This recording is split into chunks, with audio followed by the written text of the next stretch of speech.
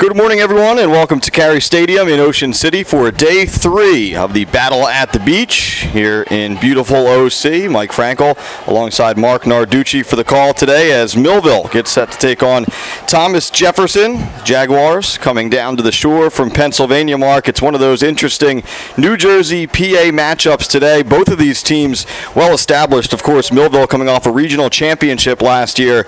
Thomas Jefferson had won 5 of the last 6 Class 4A titles. A little bit down last year for the Jaguar standards, 3rd in the Big 8 Conference and a loss in the WPIAL semis, but this should be a good one here this morning. Well, it shows you what type of program this is when they went 8-3 and it was considered a disappointing season, right? Both teams have plenty of big-time players. One thing we have to mention, Mike, the starting quarterback, Luke Costco, will not be playing for Thomas Jefferson because he is ineligible. He's a transfer, and the eligibility has not been straightened out yet, so he will not be going today. Jacob Zamat will make his first start on the varsity level for Millville, junior. One of the top-rated quarterbacks in the preseason, obviously Division I prospect. And then talk about the weapons for Millville, Mark. I mean, Latzir Brooks is still just a sophomore, nearly 1,000 yards, 15 touchdowns as a freshman, just an unbelievable talent. Yeah, multiple Division I offers. The most recent one came from Oregon, so we're really looking forward to seeing number 2 on both sides of the ball where he can be dominant. Millville kicks it away to begin the ball game. Thomas Jefferson dressed in the gold jerseys, white pants, receiving the kickoff. It's taken back to about the 35-yard line where the Jaguars will begin. Of course, head coach Bill Chirpic, 292 wins, now in his 28th season. Long-time head man at Thomas Jefferson. And by the way, Bert Ayala in his first season as head coach of Millville, taking over. He was on staff, of course, for a number of years under Dennis Thomas. Thomas taking a job at Rutgers during the offseason. So this is the first game for the new head coach at Millville, Bert Ayala. Was on the staff for 5 years, the offensive coordinator the last 3. And it looks like the Bolts jumped early here. I think they're going to get Marcus Offer. Getting a little excited there. Offer, one of the big-time line players for Millville, still just a sophomore, 6'1", 260, another Division I prospect. We talked about Brooks. Teron Hale is another kid with multiple Division I offers, still just a junior for Millville. He'll play both ways.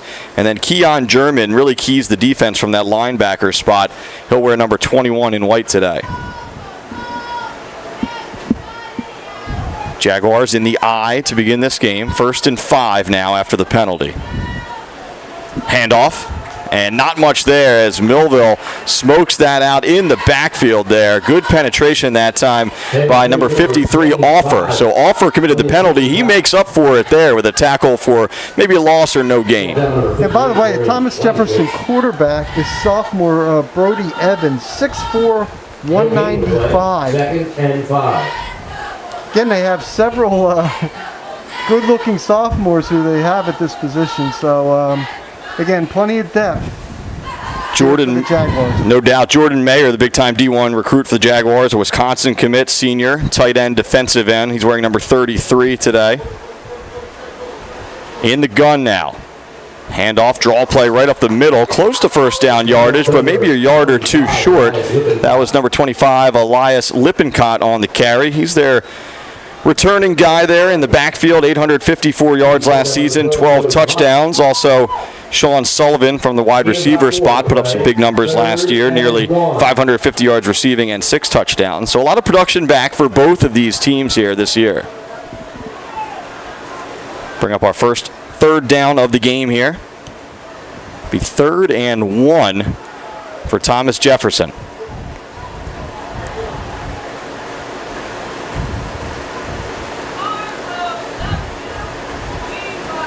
Give goes right up the middle, and powering forward and picking up that first down is Lippincott. Elias has good size on him. The junior running back just going right up the middle that time and getting what he needed.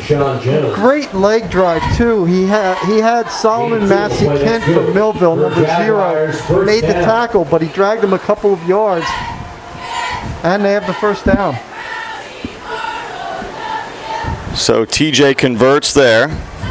And now the Jaguars have a fresh set of downs. It'll be Evans under center again. I formation behind him.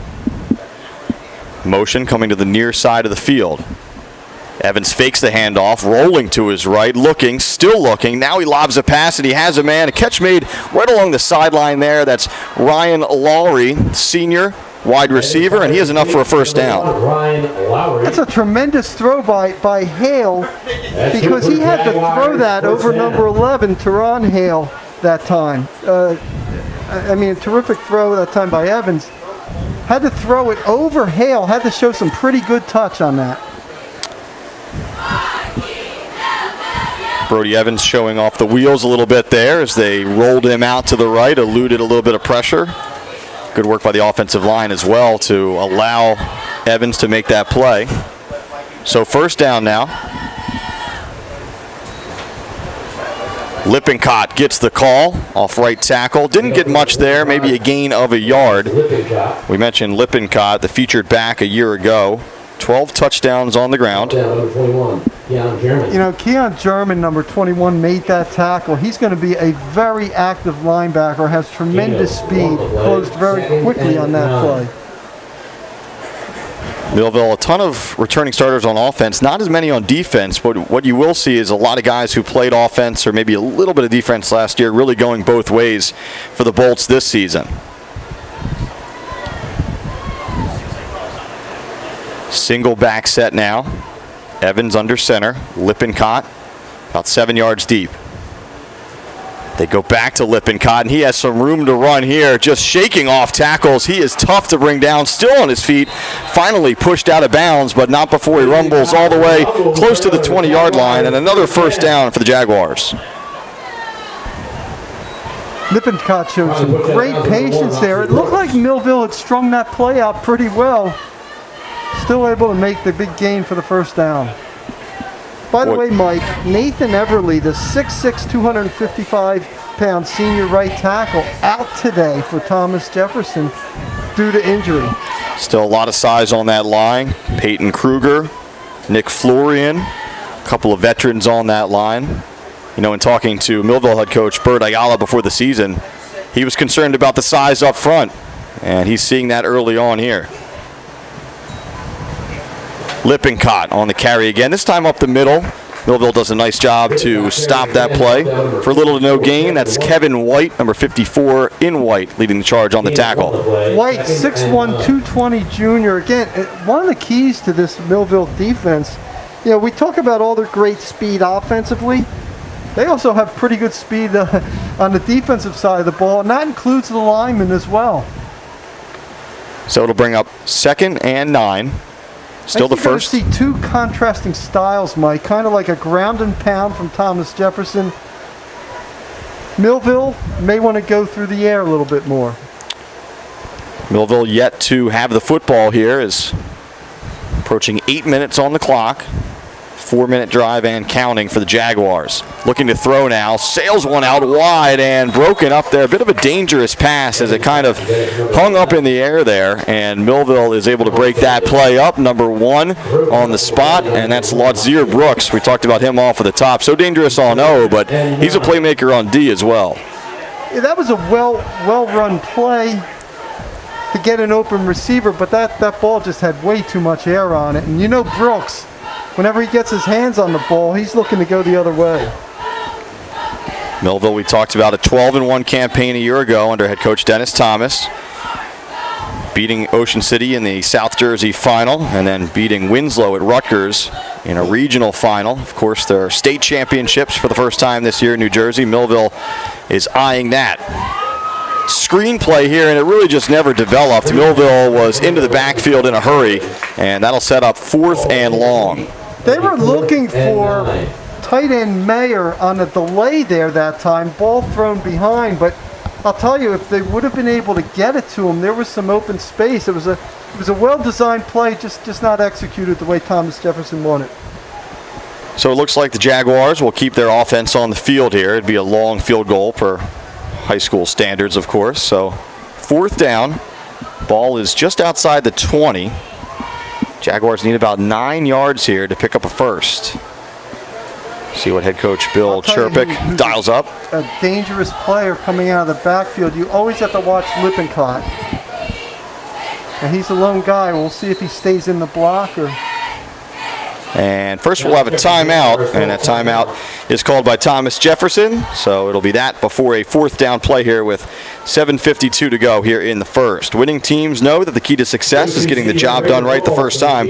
For over 100 years, Calvi Electric has applied that philosophy to their business to offer an unparalleled level of electrical expertise and service to every single customer. Now you can bring Calvi's expertise into your home for your electrical problems or improvements, and they can install solar panels that will save you money. Make Calvi Electric a part of your winning team. Call 609-345-0151 or visit calvielectric.com. If you're planning to build a home, make your first step a visit to Halliday Leonard. Halliday Leonard will consult you on your design and assist the development of your custom home. They build single homes that fit most any budget, plus condominiums, townhouses, and commercial buildings. Get your ideas together and take them to Halliday Leonard, 700 Haven Avenue in Ocean City, or phone them at 398-5737. Halliday Leonard will help make your dream home a reality. So 4th and long here. Thomas Jefferson, offense back on the field. Still the opening drive of the game. Jaguars receiving the opening kickoff. They've marched to just about the Millville 20. Brooks on Sullivan on the outside. That's an interesting matchup. Evans looking to throw, looking down the seam, has a man, a low throw, and a great catch is made. No, they're going to wave it off. They'll say that ball hit the ground. Mayer seemingly able to reel that one in, but it skipped off the turf, the officials are saying, so it'll be Millville ball and a turnover on downs. Mike, one thing I think we're going to see Thomas Jefferson come back to is that tight end over the middle. There was a lot of room there. There was a lot of room a couple plays before when the ball was not thrown well. So I think Mayer could be a real factor in this passing game today. Mayer, the future Wisconsin Badger. Number of Division I offers. And now we'll get our first look at the 2022 Millville offense, expected to be explosive and high-powered with Jacob Zamat driving the car, if you will. Took a handful of snaps last year, and his first throw was a little bit low. The whistle that dead, as it was a forward pass. Looking for Hale, and maybe a little first play jitters there from Zamat. Second down. Of course, one of the keys for Millville is the running game. They have to replace the great LaQuint Allen, who had such a great year, rushing for 1,913 yards, 22 TDs. He's now at Syracuse. Nice to see LaQuint stay in the orange there up at the Cuse, but you're right. He was consensus player of the year by many media outlets in the state last season. Here's Zamat in the gun again, 2nd and 10.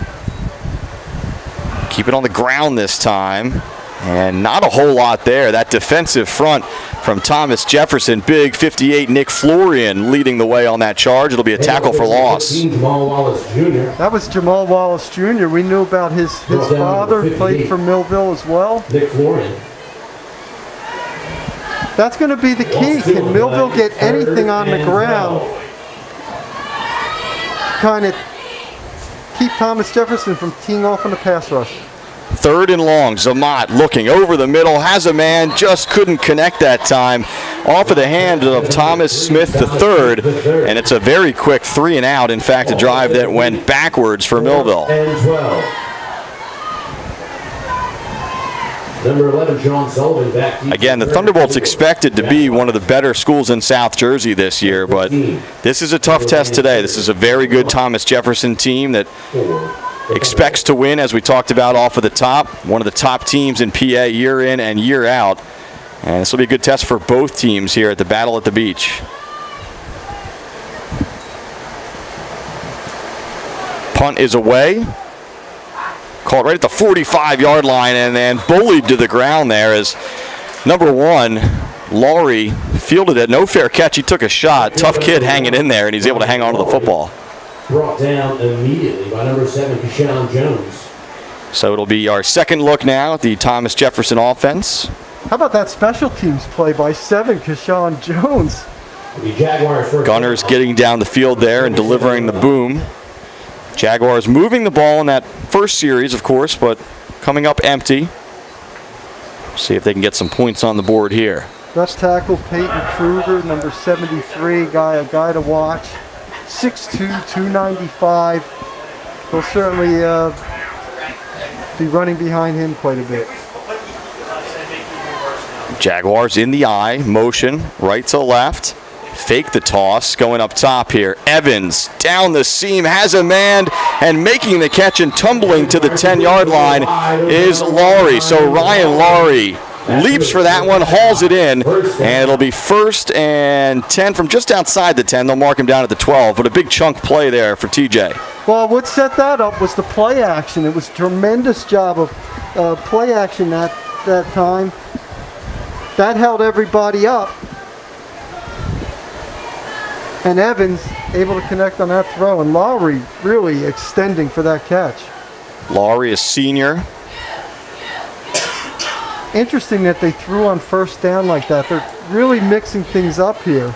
Certainly catching the Bolts off guard there. 1st and 10 at about the 12. Go to Lippincott here. Hand off to Lippincott right on cue, but Millville has that one covered. They take care of business in the backfield. A number of players in there, including number 21, Keon German, but a good push up front from that defensive line of the Bolts. Edison Andino, 55, just really put a shot on them. And Dino. This is impressive the way Millville is playing, because this is an excellent offensive line, and the Millville defense is more than holding its own at this point. And Dino, one of the senior captains for head coach Bert Ayala this season. Evans now in the gun here, 2nd and 11. Looking to his left, floating pass to the corner of the end zone, and just a little bit too far as number 11 there, Sean Sullivan, runs into a photographer down there. It looks like everybody's okay. I'm not sure about the camera, but Sullivan hustling back to the huddle. Pretty good coverage on the play by Millville there, and that pass sailed harmlessly out of the corner of the end zone. Yeah, Kashawn Jones, who made that great special teams play on the coverage that time. So another 3rd down play here for the Jaguars. 5:38 to go in this first quarter. Game 1 of day 3 at the Battle at the Beach. 2 more games to follow, including Cherokee Holy Spirit coming up at 2 o'clock. Evans in the gun, again looking left. Quick pass this time to Lippincott, flipped it out there, and those two just couldn't connect. So a missed opportunity there. Looked to be some real estate in front of Lippincott there. You're right, Mike. That's a well-designed play, because who was in front of Lippincott was his big lineman, his left tackle, Peyton Kruger, and there could have been some space that he could have cleared out. That's a well-designed play. They've had a lot of good plays. Execution just hasn't been where the Jaguars have wanted it. So the field goal unit will come out here as the Jaguars try to put 3 points on the board. Andrew Graham is the kicker for TJ. Kick is up, and the kick is good. So Graham boots it through, and the Jaguars are on the board. They take the lead 3-0. Gillian's Wonderland Pier, 6th Street and the Boardwalk in Ocean City is a popular summer destination. Gillian's will be open until 10 this weekend and through Labor Day weekend, and they will give you a chance to enjoy their amusement rides every weekend in September. The summer continues through September at Gillian's Wonderland Pier, 6th and the Boardwalk in Ocean City. Visit them online at Gillians.com. Shore True Value Hardware in Summers Point hopes that you will continue to shop locally. They offer friendly service and expert advice at Shore Hardware. They'll do anything to help. They're open weekdays until 7, Saturdays until 6, Sundays until 4. Help is just around the corner at Shore True Value Hardware, 515 New Road in Summers Point. Call them at 609-927-6464 or visit them online at shorehardware.com. Mark, I believe 37 yards on that field goal, and plenty of leg on that one too, so something to keep an eye on there. You just never know what you're going to get in the kicking game at the high school level, but certainly the Jaguars have a kicker they can trust there in Graham. Graham is he's a good athlete, and he's also the punter on this team. He also plays quarterback and linebacker, but don't think we'll see him at either of those positions today. Got to protect that foot, no doubt. Graham getting set to kick this one away to the Bolts. So the Jaguars strike first by way of a field goal. Now Millville looks to answer. Kick is fielded by Brooks. That's dangerous at the 15. Let's hear Brooks Still on the move, bounces it outside and runs out of room right around the 40 there. We saw him return a kickoff for a touchdown in the Battle at the Beach last season. He put on a show here, and I don't know if that's by design to kick it to him. He's explosive, but TJ able to corral him that time. Got a nice block by his teammate 22, Demir White, who probably got him another 10 yards with that block. So this Millville drive will begin on its own 39-yard line. Millville's going to be alternating its backs a lot. Naeem Sharp will get some looks as well. Man in motion now. Handoff goes up the middle, and I believe that is Sharp who gets the call on this drive. Not much there. Give him a gain of 2. Bring up 2nd and 8. Handoff goes number 6, Naeem Sharp. Naeem Sharp, not very big, 5'6", 155. By the way, Mayer on the tackle. We're going to be calling 33 quite a bit this game. He's a force on defense, no doubt about it. Sharp, by the way, still just a junior. Saw some action last year. Had a touchdown at Rutgers in that final game. This pass is skipped off of the turf, so Zomot just not on the same page right now with his receivers early. Again, making his first varsity start. Highly touted junior quarterback, but sat behind Nate Robbins each of the last 2 seasons in Millville, now getting his first chance to start for the Bolts. Again, a well-designed play. Thomas Smith III open on that. Both teams have had receivers open here in this first quarter. In the gun is Zomot, climbing the pocket a bit. And that throw was on the money, but just not ready for it was Brooks. Well, you know what happened on that play, Mike? Number 53, Marcus Offer, the lineman, was right in front of him. I think he almost served as a screen there, and I didn't think Brooks got a good look at it. Almost looked like Brooks wasn't expecting that pass. And I think the pressure sort of led to the outcome there, as maybe that play went a little quicker than it's drawn up in practice. Offer the center for this Millville team. Big part of that offensive line. So Millville punts this one away. Nice kick, should take a Millville bounce, or actually it bounces sideways and takes more of a Jaguars bounce. It'll go out of bounds right around the 32-yard line. Johnson's Popcorn is known all over the Delaware Valley, specializing in their delicious caramel corn. They're open all year at 1368 Boardwalk at Ocean City.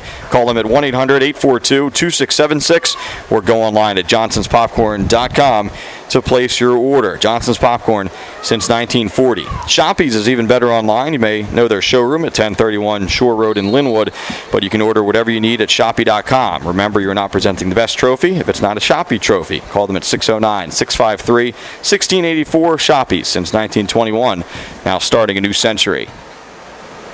So the Jaguars go right back to work on offense. Usually when they're under center, they'll run the ball like they do now. Lippincott, not much doing there, though. The Millville front, and they think there's a fumble on the play, and that is the call in the field. So a big takeaway there from the Thunderbolts. They have the football, and they'll take over in great field position. I think Marcus Offer, who we were just talking about as a center, number 53, was right in the middle of that play, causing havoc. Big break for the Thunderbolts. Yeah, just what the doctor ordered. If you're head coach Bert Ayala, your offense is really struggling, so you need someone else to step up, another unit. Here it's the defense with the takeaway and presenting that offense with a short field.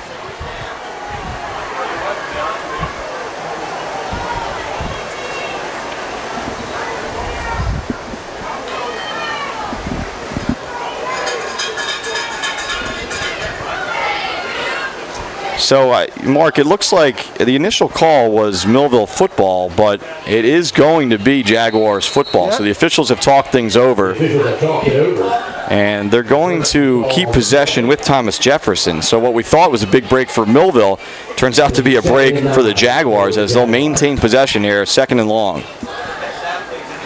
I'll tell you, Evans is really good on play action. He's really been holding up the lineman a second or so with his play action fakes. Evans in the gun here. Looking, setting up a little screen play, and that is blown up. Number 0, Solomon Massey Kent. Johnny on the spot, and for a tackle for loss. I'll tell you, some toughness shown by Sean Sullivan, catching that and holding on to it. That was a real stick that he got that time.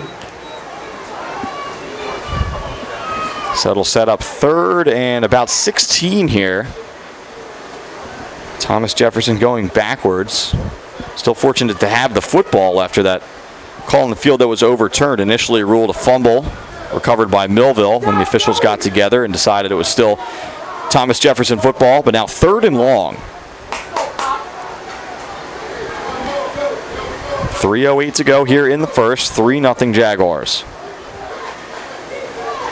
Evans, high snap. He's able to grab it, looking to his right, and that ball is tipped and broken up again. Massey Kent has been very effective on this defensive series with the tackle for loss and the pass breakup, and that'll force a punt from TJ. I'll tell you, I think Evans is fortunate. He threw into a lot of coverage there. A lot of white. That was not the place to go. You're right, Mark. A lot of white jerseys in the area. Now we'll get a look at Graham, who made that 37-yard field goal back here punting. Looks like it's sharp right around the 45-yard line for Millville. Pressure off of the edge, almost getting there. This ball will go over the head of Sharp, and this will be a tremendous punt. Still bouncing inside the 15, still rolling, and the Jaguars let it go all the way down to the 10-yard line. And so a tremendous punt. The kicking game, special teams, that's been the difference so far here today. Mike, by the way, Demir White, 22 for Millville, came pretty close to that one, put on a lot of pressure. Good job by Graham getting that off.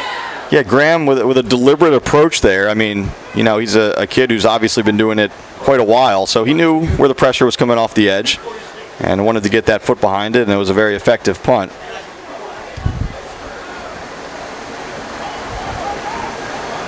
So another chance for the Millville offense, which really hasn't done much here in this first quarter. Zamat giving some instructions now. Wallace Jr. gets the carry. Tries to cut it up a little bit there, but not a whole lot, as Wallace Jr. runs into some bodies there. I'm not sure Millville's going to be able to run outside like that, because Thomas Jefferson is doing a great job of stringing things out. East to west may not work as much, although that Millville's trying to take advantage of his speed to get to the outside. They give him 3. 2nd and 7. Zamat, quick pass this time to Brooks. Brooks sticks a foot in the ground, and a nice tackle there, saving a possible big play there. Play made by number 32, Matt Martinez, sophomore, and a big tackle there, Mark. Very rarely you'll see Brooks that wide open. It's enough for a first, though. New set of downs for Millville. Draw play here, and again, not a whole lot there. Gain of about 3. And we do have a player that's slow to get up for the Jaguars. Now he does pop up. That's Mayer. I'm sure Thomas Jefferson fans are excited to see him get up after that. Gain about 3 of the play. So Millville's offense with its first sniff of momentum here, picking up a first down, positive yards on the ensuing first down play. Now 2nd and 7. Under 1:30 to go here in the first. Zamat stepping to the line, now backing up. And we have a whistle here. I think they're going to allow Mayer to come off. We mentioned he was a little shaken up, slow to get up off for that play. And the officials must have seen something where they wanted him to come out for a play. He looked a little shaken up earlier also offensively, so we'll monitor that, because he's such a big contributor both sides of the ball. Now the officials are calling someone else out. You can only guess this has to be a mouthpiece issue here, as they're asking number 23, Bryce Heller, to come off. A lot of times that's what that situation is, if a player doesn't have a mouthpiece in after he's been warned. So here we go, 2nd and long. Sharp on the carry, trying to wiggle through, and he's slammed to the ground by that defensive front of Thomas Jefferson. A number of players in on that tackle, including Kruger. We've talked about Peyton. He's a force up there. Mike, a guy that did not make the tackle was 32, Matt Martins. He's the one that forced it inside, though. He really did his job and forced it into his teammates. That's an excellent job. 3rd and about 6.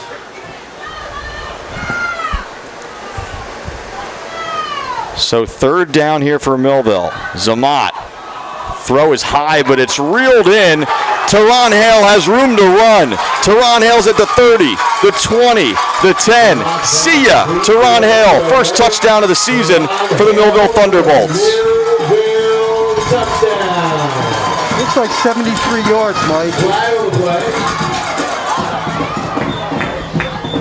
We have a flag in the end zone, probably for some celebration issues. And first touchdown pass of the season for Zamat. I believe first touchdown of the career. I know he played sparingly last year. Don't know if he maybe had a touchdown throw in at the end of a game perhaps, but certainly the first one as a true starter this season. Yeah, he hit Hale. He stepped up through some pressure there, Mark. He hit Hale, confident throw, and Teron Hale showing off that Division I speed.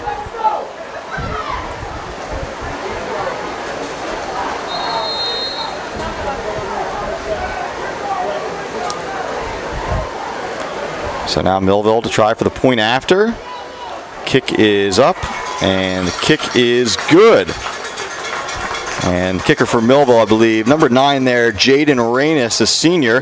He boots it through, and with that, Millville takes the lead with 12 seconds to go in the first, 7-3 over Thomas Jefferson. Winning teams know that the key to success is getting the job done right the first time. For over 100 years, Calvi Electric has applied that philosophy to their business to offer an unparalleled level of electrical expertise and service to every single customer.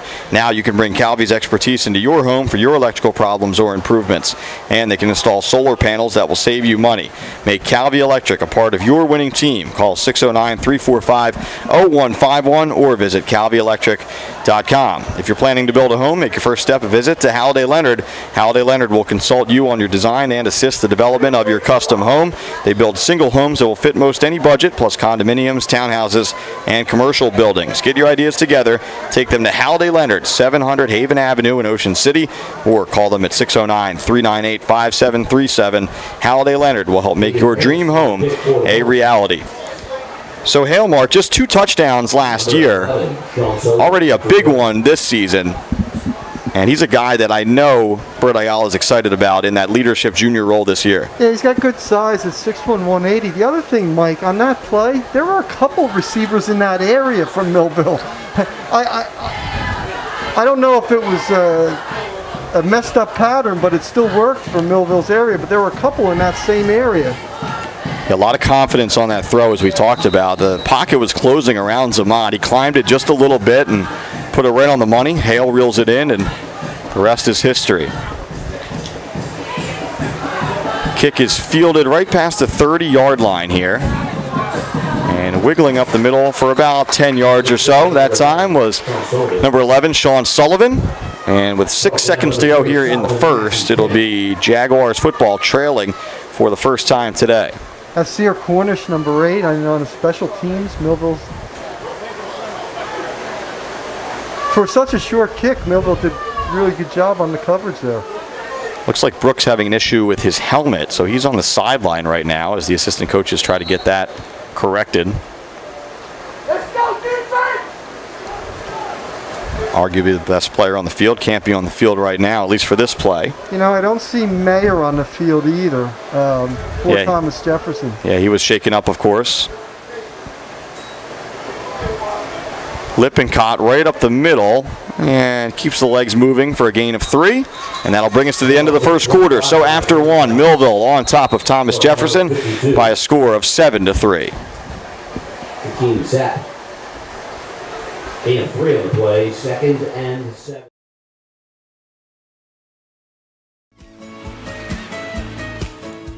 Whoever you are, whatever you like, there's a place where memories become traditions. So this summer, come on down and enjoy all that's fun at the shore. Plan today and book your vacation in America's greatest family resort. Ocean City, New Jersey. We're less than a tank of gas away. No one out-cheeses, out-meats, out-supremes, out-crusts, or outstuffs the Hut. Because when it comes to making your favorites, no one out-pizzas the Hut. When it comes to taking care of your physical wellness, maintaining good health of your bones and muscles, you want a team of doctors you can trust and who hold themselves to the highest standards. At Premier Orthopedic Associates, we believe that you should live life at your best. Our team of non-operative and operative orthopedic specialists strive for the highest standards, exceptional outcomes, and happiest patients. Come and experience the Premier difference. Mike Frankel, Mark Narducci back with you to begin the second quarter here at Carey Stadium in Ocean City. Millville on top of Thomas Jefferson by a score of 7-3 after one. By the way, Mike, 33 back in the game at tight end for Thomas Jefferson Mayer. Good to see Mayer back out there. Second and long here. Going up top, over the middle, Mayer right on cue, and he took a shot again, Mark. Unable to make the catch. Great defensive work. Massey Kent, one of the players in on that hit. And it was a tight window there. It was a good throw, but just better coverage, I should say, for Millville. I'll tell you one thing, Evans is not afraid to throw the ball in a tight area. That time, great defense by Millville, but I still think that Thomas Jefferson's going to work that middle. Millville better coverage that time. Mayer was open by a lot a couple previous times. 2 on the box, but if I'm not mistaken, the Jaguars ran a play. Now we have 3 on the box. They've got it corrected. So third down. Out of the gun once more. Throwing. Lippincott has to make a man miss. Unable to do so. And making the tackle out there. I believe that was Wallace Jr. in on the stop. It was Jamal Wallace Jr. had a great tackle. I'm telling you, if I'm Thomas Jefferson, I go for it here. Ball right past midfield. 4th and 1. The Millville 48. The other thing is, I think that's the first time we've seen Lippincott as a receiver out of the backfield. I think that's something we could see more of here. And I think he's going to get the ball right here, too. Power I formation. Evans under center. He's just going to plow forward, but first we have a false start, and this may change the plans of the Jaguars as they'll back up 5 yards, set up 4th and 6. Against the Jaguars, they'll meet them back 5 yards, 4th and 6. And it does. So the punting unit is coming out. The Millville defense holds, and it looks like the Bolts will get the ball right back. Sharp hustles out to receive this punt. He let the last one soar over his head. I mean, it was a good 10 yards past him, but he's setting up this time relatively deep. Punt is off. Sharp may have a chance off the bounce. He's going to leave it alone. No, he's going to grab it. Tackled immediately, or almost tackled. Now he's running backwards. A little bit of disaster for Millville there. They'll give him the forward progress out past the 11, but that could have been dangerous for the Bolts. Yeah, Bryce Howler, 23, got the first hit and held him up, and then his teammates helped along. Graham has an unusual punting style. He takes several steps before making that punt. Now he saw that he had some room there, but certainly taking his time getting those punts off. Yeah, as we talked about, very deliberate. I mean, he knows the pressure's there, even though sometimes it's coming from, I guess what you would call his blind side. But you're right, he knows how to get those punts off. He's done it so far here today. So here we go, Zamat back in the gun. Draw play, and Wallace Jr. is going nowhere. Tackle made behind the line of scrimmage that time. A few players in on it, including Peyton Kruger. Yeah, also Jordan Mayer. Jordan Mayer is just so quick. Number 73, Peyton Kruger. Mayer's taken a beating, if you will, early. He was a little hobbled, if you will. Came back in, then took a shot, but tough kid right back out there on defense. Zamat, quick throw over to the right side. In some space here, still on his feet, dancing forward is Brooks. He's just elusive, tough to bring down. And doesn't quite get to the sticks, but it'll set up a manageable third down play here for Millville. See, that's a great play because of the pass rush. You're not giving them much time to do it, those quick hitters, and let the athletes take it from there. So 3rd and 3 here. Zamat again, stepping to the line, now backing up in the gun. Some near motion up top. Whistles are silent for now. Millville may be changing the play here. Thomas Jefferson showing blitz. We'll see if they Nope, they got out of it. Throw to the near sideline, and here we go again. Hale on the move. Teron Hale taken down by the turf. And that's frustrating for Teron, but still a gain of about 15 or so on the play. Might have been 6 again, if not for losing his footing there. Here's what's going to happen.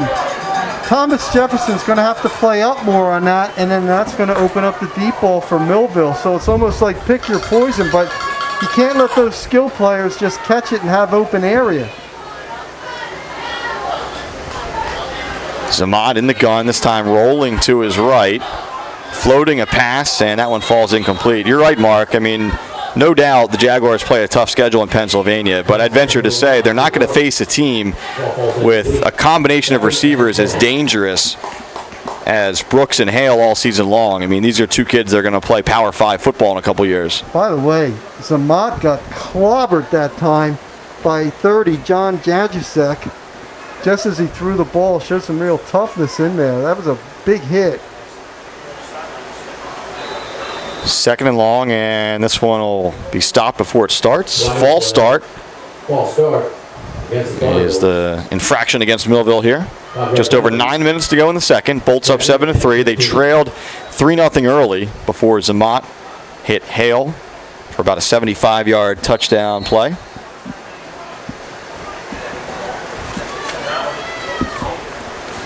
So 2nd and 15 here. Zamat continuing to operate out of the gun. Quick throw to his right. Has Brooks out there. Latzir Brooks. And hanging on for dear life, and now breaking free. What a move from Brooks. Latzir Brooks to the house. The Jaguars had him by the leg, Mark. He's able to shake free, and after that, it's see you later. It's like 69 yards, Mike, and we said it. They cannot give Millville those quick hitters like that. You're going to have to play up on those guys. I know you might have to give up something deep, but if you get Brooks or Hale in space, it's real trouble to defend. I'll tell you what, that looked like the Jaguars had it contained. I mean, you had him by the leg there. I think it was Sullivan that had him wrapped up, but just goes to show how strong, even as a sophomore, that Brooks is. He's able to break free, and then once he's into the open field, you can forget about it. He's one of the fastest players in the state. So with the extra point, 14-3 is the score with 8:49 to go here in the second. Gillian's Wonderland Pier, 6th Street and the Boardwalk in Ocean City is a popular summer destination. Gillian's will be open until 10 this weekend and through Labor Day weekend, and they will give you a chance to enjoy their amusement rides every weekend in September. The summer continues through September at Gillian's Wonderland Pier, 6th and the Boardwalk in Ocean City. Visit them online at Gillians.com. Sure True Value Hardware in Summers Point hopes that you will continue to shop locally. They offer friendly service and expert advice. At Sure Hardware, they'll do anything to help. They are open weekdays until 7, Saturdays until 6, and Sundays until 4. Help is just around the corner at Sure True Value Hardware, 515 New Road in Summers Point. Call them at 609-927-6464 or visit them online at SureHardware.com. So the two major weapons on the outside for Millville, both with touchdown catches, long, explosive plays, and this is a glimpse of what this Millville offense could look like this year. Yeah, 73 yards by Hale, 69 by Brooks. I think this is why I put them number 1 in South Jersey in my preseason report, South Jersey preseason report. Millville number 1 in our Super 6. You know, it's wild. A team that loses a player the caliber of LaQuinn Allen, and then you lose your starting quarterback in Nate Robbins, you would assume a team like that might take a step backward. But so many returning players on this team, and with Zamat stepping in at quarterback, so far the Bolts haven't missed a beat as this kick sails into the end zone. So it'll be Jaguars with another chance to operate here.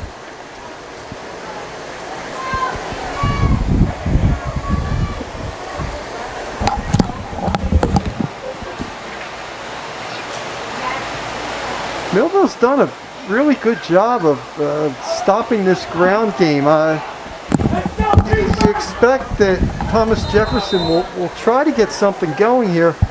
Even though down 14-3, it's still early. No time to panic. No time to just go all throwing ball. It will be Evans out of the gun to start this series. Hand off to Lippincott, and some room here. Maybe the most room he's found all day. A good gainer on first down as he rushes for about 6. It'll set up 2nd and 4. Pretty good tackle by Joey Zamont, the sophomore, brother of the QB. Of course, their older brother Josh Zamont, playing quarterback at Stony Brook University. You saw Josh a lot in South Jersey? Did, yeah. He played for St. Augustine and then Holy Spirit. A nice high school career.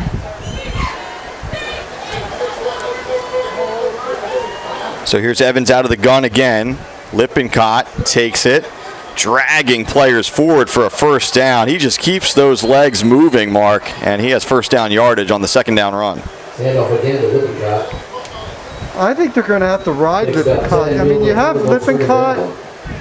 That's good for a Jaguar. They're going to the left side where Kruger's an outstanding blocker. I think you're going to have to ride him quite a bit. And I, like I said before, they threw him the one pass out of the backfield. I think he could be a real threat that way as well. So first down here for Thomas Jefferson. 7:30 to go now in the half. Millville on top 14-3. Brooks is out, by the way, jogging on the sideline a bit, maybe getting a little bit of a breather as Lippincott breaks loose for a couple yards there.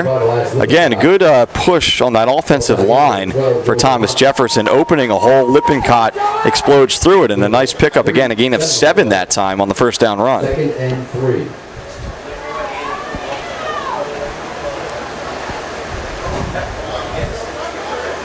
So it's ground and pound here on this drive so far. You're right, Mark. I mean, Lippincott has been effective so far, and they're riding him on this drive. Yeah, he rushed for 854 yards and 12 touchdowns a year ago, averaged 5.7 a carry, so he's obviously proven what he can do. Some movement up front, pre-snap here, and it'll be a false start going against the Jaguars. We'll back them up 5. 5 yards. So really negates that great run on first down. It's funny, even though the left side's the short side of the field right now, that's where they keep going. Another nice crowd on hand here in Ocean City today. Good crowds throughout the weekend. Great weather as well. It's been warm. It's August at the shore, but not scorching. We had a couple real hot days last year for this event. And of course, the Sunday slate had to be moved, some of those games, to Camden Catholic because of torrential downpours overnight last year on Saturday. But we're off and running here on day 3.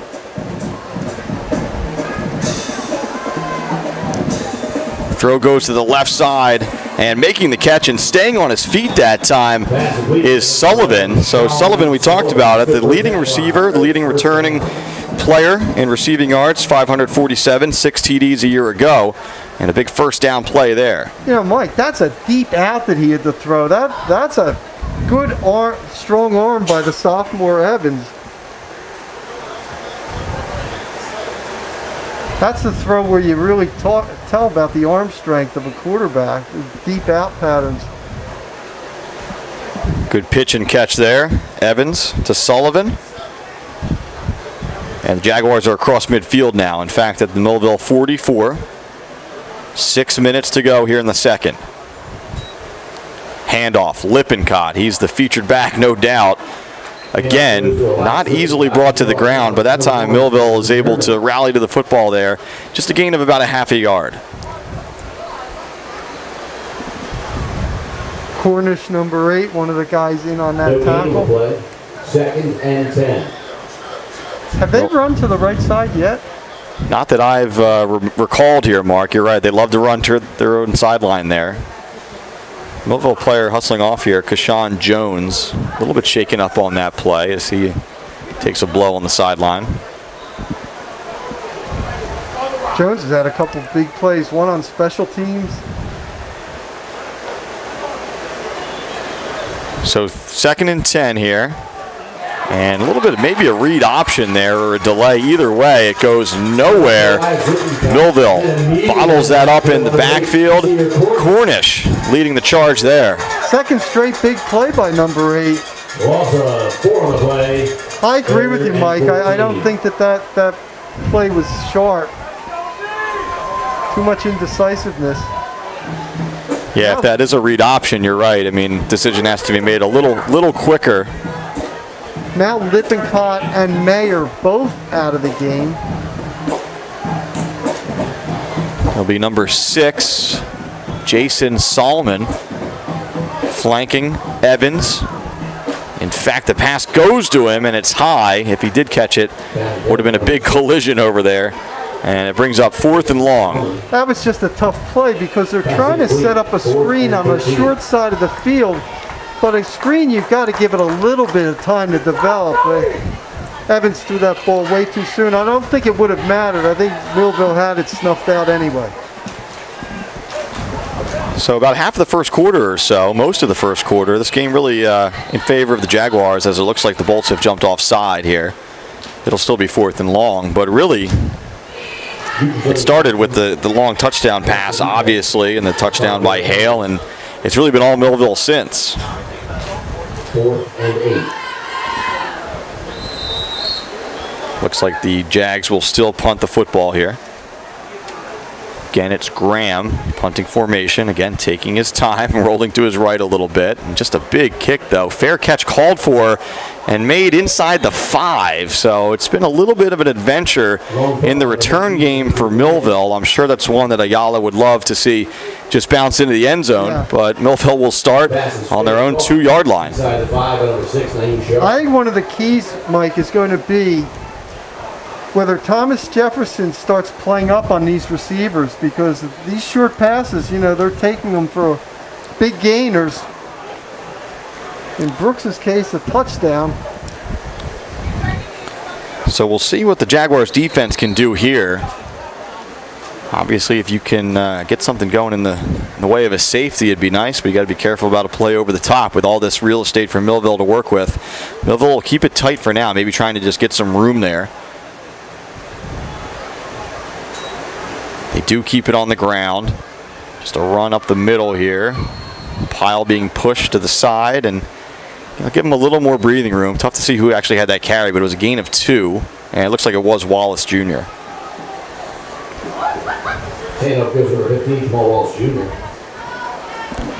So a little more breathing room for Millville here. Under 4 to go in the first quarter, so again, plenty of time, but a lot of field in front of the Thunderbolts.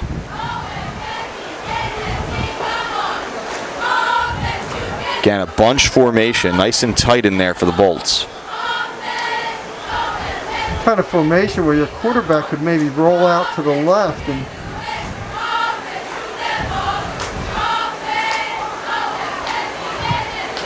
keep it on the ground again. And again, not much there. Maybe just back to the line of scrimmage that time, as Millville elects to keep it on the ground. And now they'll bring in both Brooks and Hale, who weren't on the field for that package, but now facing 3rd and 7. The 2 speedsters check back in. That was Demir White on the carry, by the way. 5'6", 155-pound sophomore, one of those rotating backs for Millville this year. Do you blitz here if you're Thomas Jefferson? I think you're playing with Egerton, the linebacker, number 5. We'll see what he does on this. He's looking like he might. Could be playing with fire there. We'll see how they play it. One-on-one on the outside, near side here with Hale. Zamat looking the other way, going over the top to Brooks. He's got him, and Brooks is gone, Mark. Brooks is absolutely gone. Who's going to catch Ladzier Brooks this season? I don't know if anyone will. Another long touchdown. That's about 90 yards. And Ladzier Brooks, he put on a show at the Battle of the Beach last year. He loves this setting. Kid loves being by the beach. Another big score. Mike, what did we say? They played up on the receivers. You take away the short one. Pick your poison. I don't envy Thomas Jefferson having to defend like that. They did play up on Brooks. He easily got by. And gives Ahmad a ton of credit. That's a deep throw, and Jacob put that right on the money. I mean, that's a throw where it's tough to overthrow a guy like Brooks, but you can certainly get too excited when you see him out there. But he put it right on the money. Brooks catches it in stride. And again, there are very few players anywhere on a football field in New Jersey that can catch Lodzier Brooks. Yeah, I had it unofficially for 94 yards on that. I think you're right. They started at the 2. They didn't get much on the 2 first down plays. Yeah, I said 90, but you're right. It was closer to 95. And 21-3 is the score. Shoppies is even better online. You may know their showroom at 1031 Shore Road in Linwood, but you can order whatever you need at Shoppy.com. Remember, you're not presenting the best trophy if it's not a Shoppy trophy. Call them at 609-653-1684. Shoppies, since 1921, starting a new century.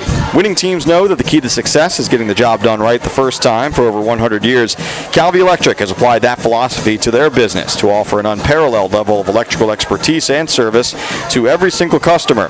Now you can bring Calvi's expertise into your home for your electrical problems or improvements, and they can install solar panels that will save you money. Make Calvi Electric a part of your winning team. Call 609-345-0151 or visit calvielectric.com. Mike, unofficially, Zamat, just on his 3 touchdown completions, 236 yards. Not a bad debut for the junior. Greatest on the kick. Again, receiving some Division I attention. He's got the size, and you can see he's got the arm.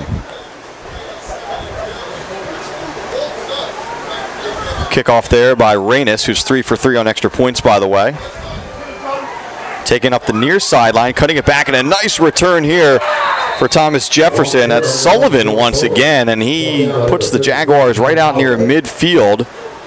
And it's maybe the spark that the Jags are looking for here with 2:22 to go in the half. You know, I think Millville was almost expecting Sullivan to just go out of bounds and run out of bounds, and he kept like tight roping the sideline and got some extra yards. Great return. So with not a lot of time left in the half, as I just mentioned, I mean, this starting field position, it's better chance of getting points here. And to try to stem the tide, try to move the momentum a little bit in favor of the Jaguars here as they'll head into the locker rooms.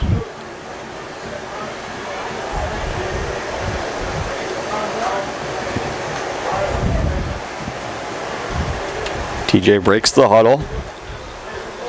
Again, Lippincott in the backfield. He'll be to the right of Evans, who's out of the gun.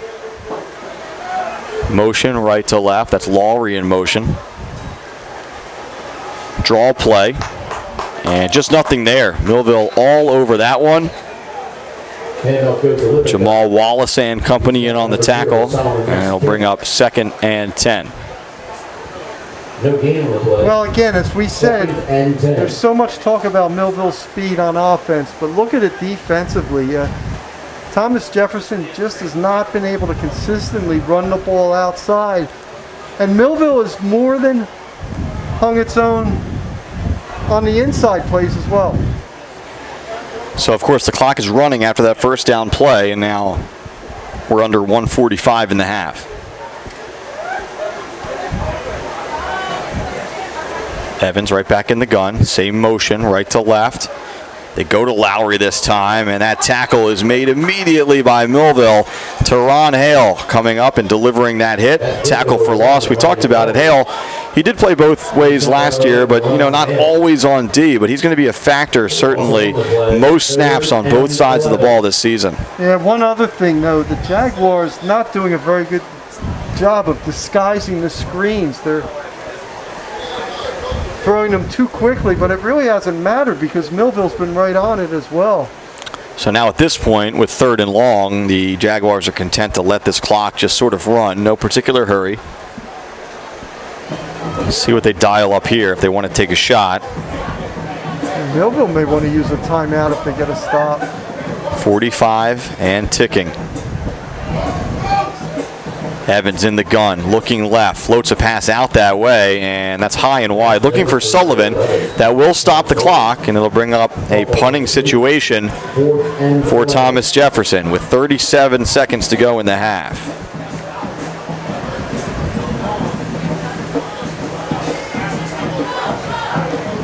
So we'll see if the Bolts bring some pressure here. Again, Graham's pretty effective at getting those punts off no matter what the situation is. But you would think this would be a scenario where the Bolts would bring the house, try to get a block with not a lot of time left. Here they come, and the punt this time is a spinner. It's short, and it sort of bounces right up in the air at the 45-yard line. So Millville's going to have a chance here, Mark. 29 seconds on the clock. The Bolts have those timeouts, and they have pretty good field position near midfield. You know, Tahir Brown, number 4 from Millville, put on some pressure from the outside. He may have made Graham kick it a little sooner than he wanted. Yeah, really the first miscue from Graham all day. He's been obviously solid in the kicking game with the field goal and in the punting game, but that time, not a big net.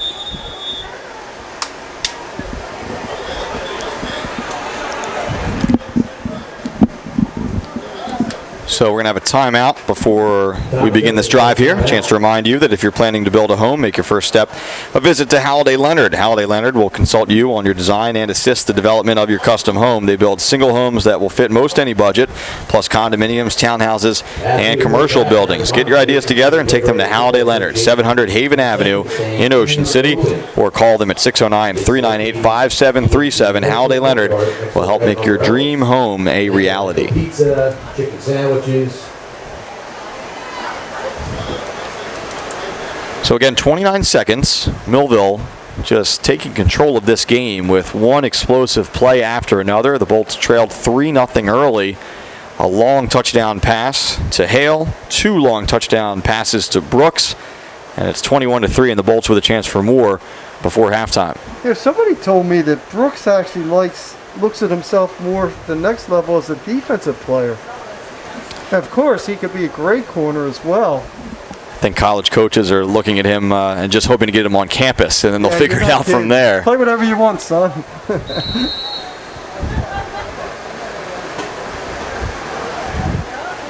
So here's Zamat out of the gun. Millville drive will start at the 45-yard line. Zamat rolling right. A little bit of pressure out there. Meyer. Zamat throws it away. Didn't hear a whistle. Now we say incomplete pass. And again, just have to remind our viewers of a rule change in high school this year. It's more similar to NFL or college rules where in the past, high school quarterbacks really couldn't throw the ball away. I mean, you still have to get it near a receiver or back close to the line of scrimmage, but that time they're going to say because there was contact, it's not intentional grounding. So it'll bring up 2nd and 10. The one answer Millville's offense hasn't had is for Mayer. He's been relentless, both against the run and... Yeah, he's just got that Big Ten build, doesn't he?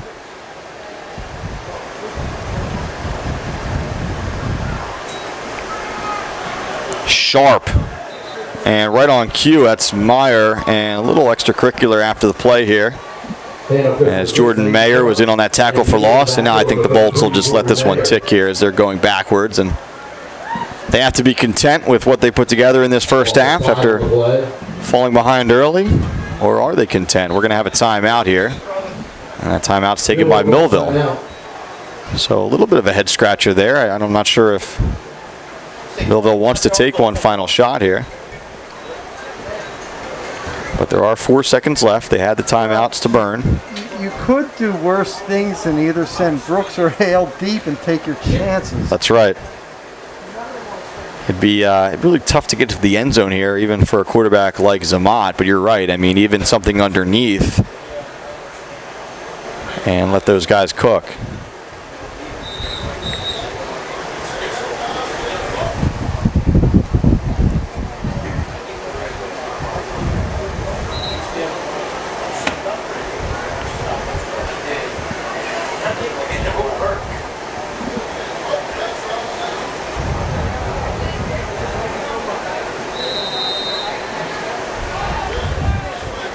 So here we go, 4 seconds to go.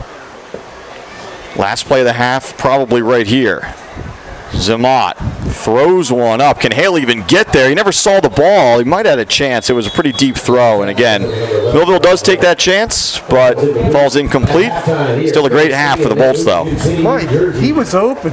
He was. He was open on that play, and it didn't work, but that just shows how dangerous this Millville team is.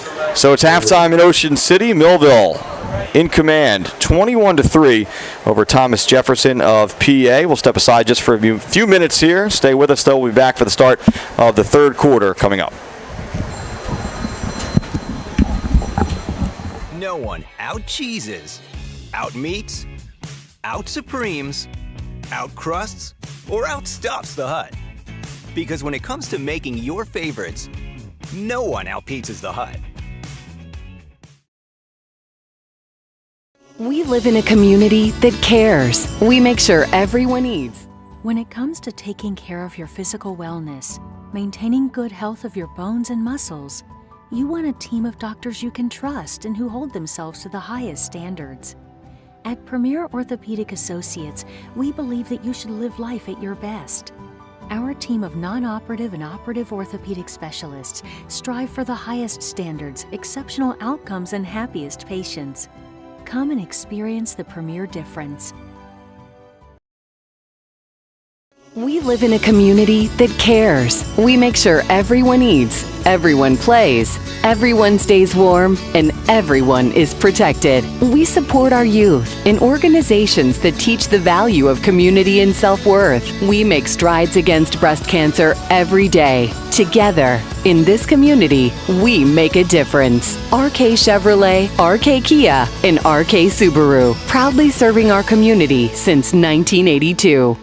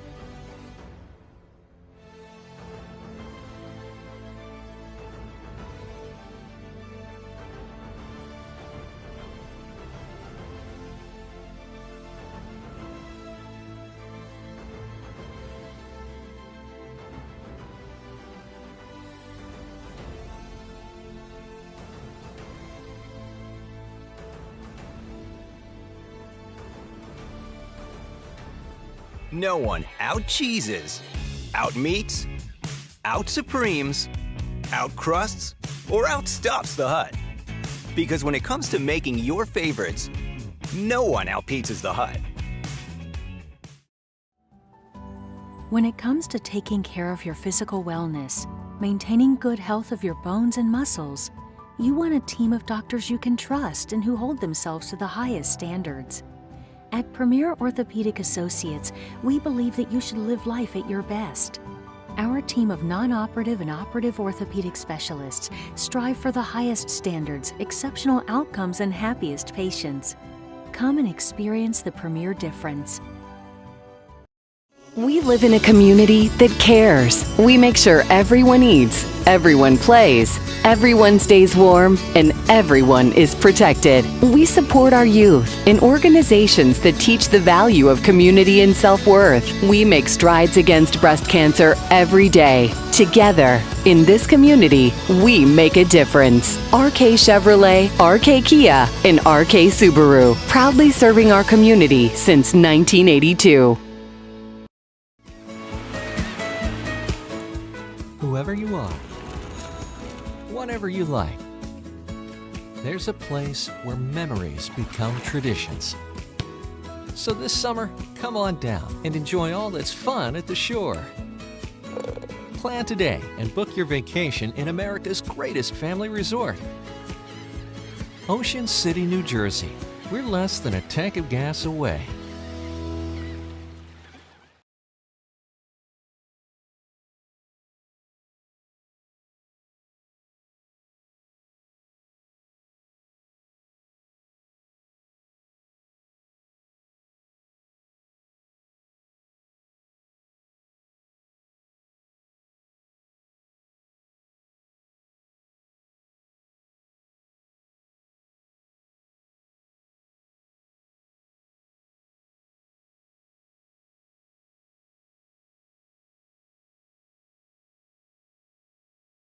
At the beach, Mike Frankel, Mark Narducci on the call as the Millville Thunderbolts have a 21-3 lead over Thomas Jefferson of Pennsylvania. And for those of you just joining us, the Jaguars were up 3-0 in this game, Mark, but the Speedsters from Millville taking over after that. Jacob Zamat, 3 touchdown passes, all deep touchdown plays. 1 to Hale, 2 to Brooks, 21-3 at the half. Yeah, Millville had a lot of success on the short passes, quick hitters.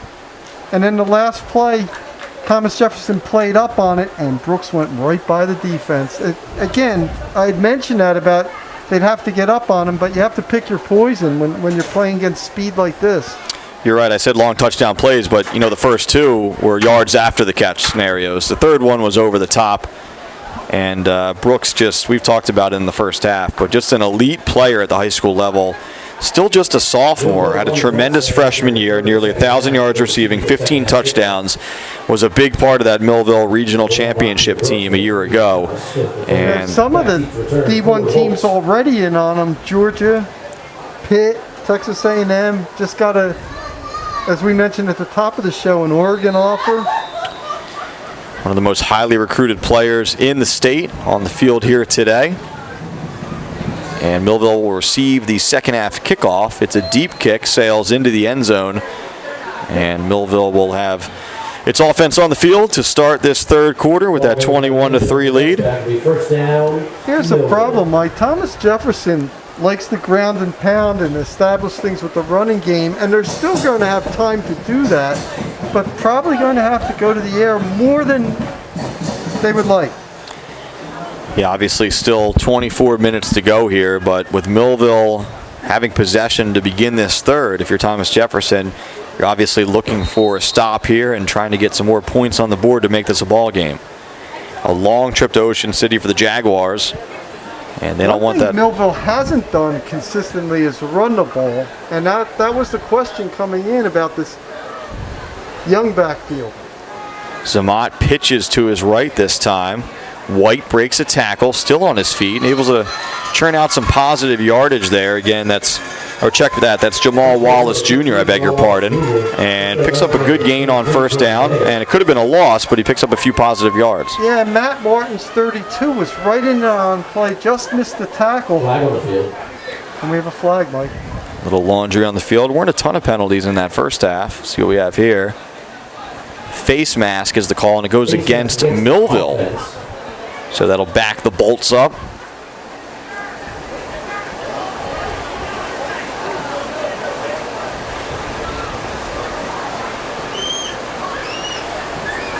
So Millville a little sloppy to begin this third quarter here with the face mask penalty. Moving backwards for the moment. It'll set up, excuse me, about 1st and 20 here.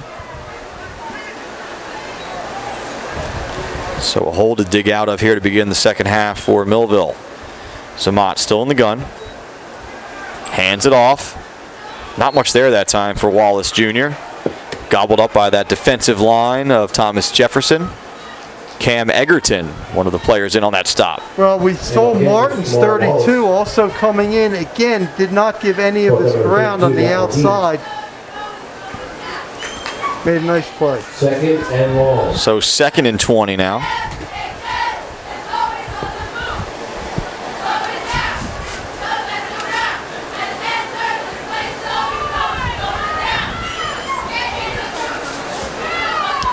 Zamat takes the snap. Shotgun snap under pressure. Moving to his right. Zamat throws it down the field, and that pass is out of bounds. That was Jordan Mayer bringing the heat from the blind side. Nearly got there. You know, he actually had Kashawn Jones open on that play, but very hard with Mayer in his face like that. He was running for his life on that play, and there was a receiver in the area, but I think at that point, you really had Zamat just throwing that football away. So what do you dial up here? 3rd and 20. I'd bring them in. I'd blitz them. I'd put some pressure on. Make them try to get rid of this early. Zamat, that ball is tipped to the line of scrimmage. Dangerous. Diving attempt made by Mayer. But a good 3-and-out defensive stop here from the Jaguars. That is exactly what Thomas Jefferson needed to begin this second half. How about Mayer? He's just been all over the place. Well, that's what a Division I player looks like, right? That's what we said. He's got that Big Ten build. He's 6'5". They list him at 230. And obviously he's going to be a Badger in the near future. Badgering offenses in the Big Ten. A lot of South Jersey players have done pretty well at Wisconsin, including the ex-Heisman Trophy winner Ron Dane from Overbrook, Corey Clement, Super Bowl champ, Jonathan Taylor, #1 draft pick in all of your fantasy drafts out there this year. Yep. Salem product. And that's a short punt. It'll be down right at the 43-yard line. So a short field coming up here for the Jaguars. Let's see if Thomas Jefferson can take advantage. Winning teams know that the key to success is getting the job done right the first time. For over 100 years, Calvi Electric has applied that philosophy to their business to offer an unparalleled level of electrical expertise and service to every single customer. Now you can bring Calvi's expertise into your home for your electrical problems or improvements. And they can install solar panels that will save you money. Make Calvi Electric a part of your winning team. Call them at 609-345-0151 or visit calvielectric.com.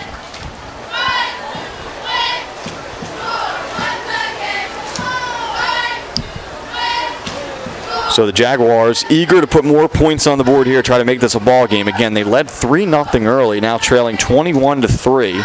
Still plenty of time.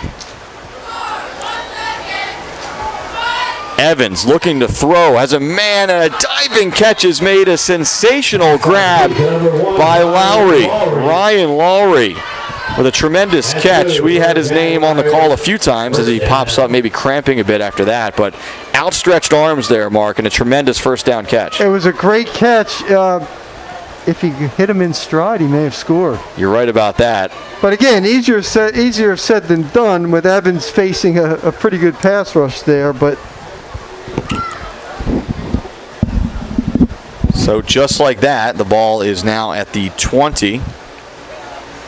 I'll tell you, Lowry, Sullivan, they have a couple of real sure-handed receivers here. Power I formation this time. They're going to run left here. Looks like that's Bryce Heller in the backfield now. No, check that. It's Lippincott.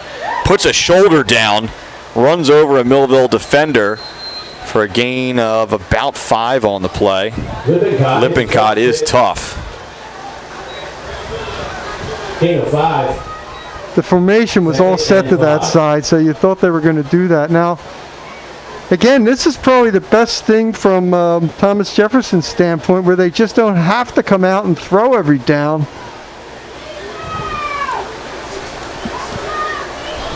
Yeah, really a lot of options open right now for Thomas Jefferson with the short field and the big conversion there to start this drive. You'd think with the deficit as what it is, it'd be 4 down territory the rest of the way here. Pitch right, Lippincott sticks his foot in the ground again, bowls over a Millville defender or two before the Bolts rally to the football and finally bring him down. He's just one of those guys, it's cliche, Mark, but it just takes more than one player to bring him down. He's not going to go down with one player trying to bring him to the ground. Mayer did a nice job from the tight end spot, clearing a little way, but again, Millville's so quick defensively, they closed in on that very quickly. So 3rd down here. Again, you wonder if this is 4 down territory, I guess. It definitely is. There's no question about it. That's why I think they're going to keep it on the ground.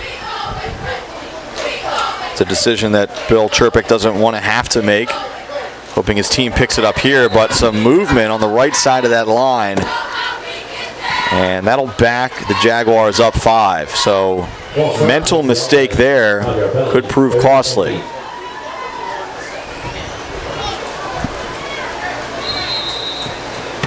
Now this changes everything. So now it sets up a 3rd and long after the 5-yard penalty.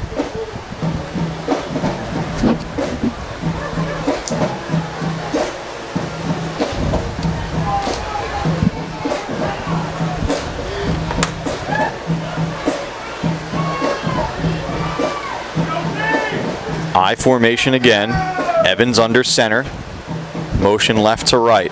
Evans looking out to his left, and he is sacked. Millville gets through the line and sacks him. Solomon Massey Kent. He's been a force out there today. Massey Kent, 6'1", 205. Loss of 4 on the play. And again, another one of these Millville linebackers that runs like a receiver. And now 4th and 12 all of a sudden. It was 3rd and short, then 3rd and long, now 4th and very long. And the offense stays on the field here for Thomas Jefferson.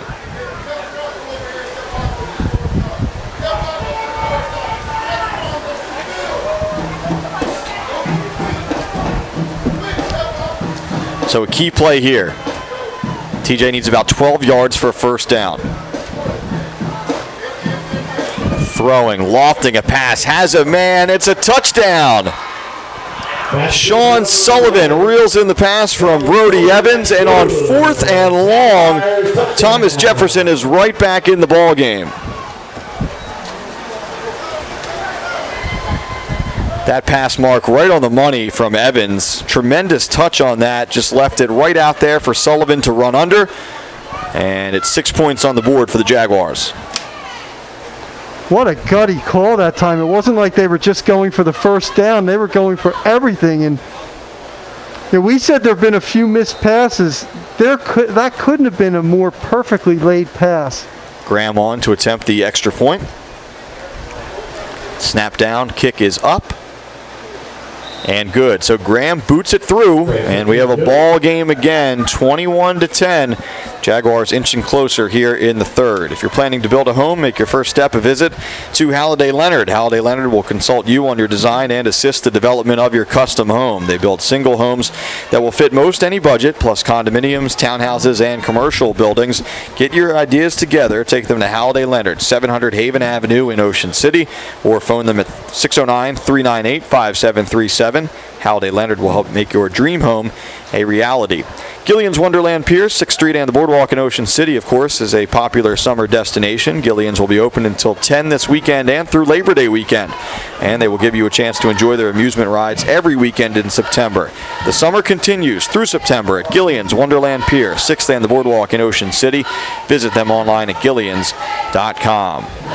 How about Evans' first touchdown pass? Couldn't have placed it better, and there was decent coverage by Millville as well. Jaguars go over the top there. Sullivan, again, 6 touchdowns a year ago. He's got the touchdown here in the third to get his team back in the game. 7:07 remaining, still a ton of time in this one. Kick is away, but we have a whistle here. And flag on the field. This will be an infraction against the Jaguars. Back up the kickoff here, legal procedure. Just what they don't need, giving these explosive Millville players an extra 5 yards. Yeah, it's interesting. Graham obviously has a tremendous foot. And, there's really not much you can do on kickoffs. Obviously, you can't kick it out of bounds. You don't want the penalty. But the alternatives, especially in a situation like this, is to kick it to a very dangerous player in Latsier Brooks. So we'll see. A lot of teams, especially against Millville, go with a little pooch kick, something, that lands around the 35-yard line or so. You know what the problem is on Millville? Their upmen have the ability to take it to the house. You're right. And again, this is a driving kick, and well done there as Graham sort of drives it low, end over end, puts it between the two players. And we were asking how you do it. That's how you do it. Tremendous kick by Graham. So Millville will bring its offense back out onto the field. Again, 7:07 to go here in the third. Game 1 of 3 today. Holy Spirit versus Cherokee coming up at 2 o'clock. And then at 5 o'clock, it'll be Cedar Creek against Edison to wrap up the second annual Battle at the Beach. It's been a fun weekend so far. Not a ton of competitive games. Mark, you and I had a great one yesterday. Washington Township, Toms River North. Probably the game of the weekend so far. Yeah, North winning 28-21. 2 South Group 5 schools. I think, as we said in the telecast, Mike, those two may be meeting again in the postseason. Wouldn't be surprised. Freddie Levan, 14 into the game right now. He's a newcomer to this Millville program. And we have a whistle here. Looks like a false start against the Bolts. Back them up 5. 5-yard penalty, 1st and 15. Yeah, another marquee game yesterday, of course, was St. Peter's Prep against St. Augustine. Very one-sided, very impressive Marauders team making the trip down. 41-7 over the Hermits. St. Peter's Prep looked like a college team. They have a number of players that will be playing on Saturdays very soon. Saturdays at the college level, of course. Zamat again running for his life. Has to throw that one away. And again, the rules are different this year. In the olden days, or even last year, that's probably a flag and a safety. But for now, it's just an incomplete pass. Boy, great pressure by Janusek that time. Thomas Jefferson took away Millville's first read. Then Zamat looking for the second. Nobody open. They've tightened the coverage here. Sullivan on Brooks on the outside, and obviously he's going to get some safety help as well. Some good adjustments at halftime so far from Bill Chirpick and the Thomas Jefferson coaching staff. Zamat has time over the middle. That's a dangerous pass, nearly intercepted by Lowry, who dove for it. Intended receiver that time was Freddie Levan III. And Lowry's a little bit shaken up. He really sold out to try and make that interception, Mark. He hit the turf hard. Trainers coming over from the Jaguars sideline now. You're hoping it's just a cramp because that's... Yeah, it looks like that's what they're working on again. We saw a number of cramps yesterday. Again, early in the season. Hot conditions here in Ocean City. And we'll hope that Lowry can pop up in a moment here. For now, Shore True Value Hardware in Summers Point hopes that you will continue to shop locally. They offer friendly service and expert advice at Shore Hardware. They'll do anything to help. They're open weekdays until 7, Saturdays until 6, Sundays until 4. Help is just around the corner at Shore True Value Hardware, 515 New Road in Summers Point. Call them at 609-927-6464 or visit them online at shorehardware.com. Johnson's Popcorn is known all over the Delaware Valley, specializing in their delicious caramel corn. They're open all year, 1368 Boardwalk in Ocean City. Call them at 1-800-842-2676 or go online at johnsonspopcorn.com to place your order. Johnson's Popcorn since 1940. So Ryan back to his feet there and jogging to his own sideline. Still seems to be a little bit of an issue there, and hopefully he can take care of that on the sideline. But we'll get back to the live action. 3rd and long here, so the Jaguars on the brink of another big stop in this third quarter.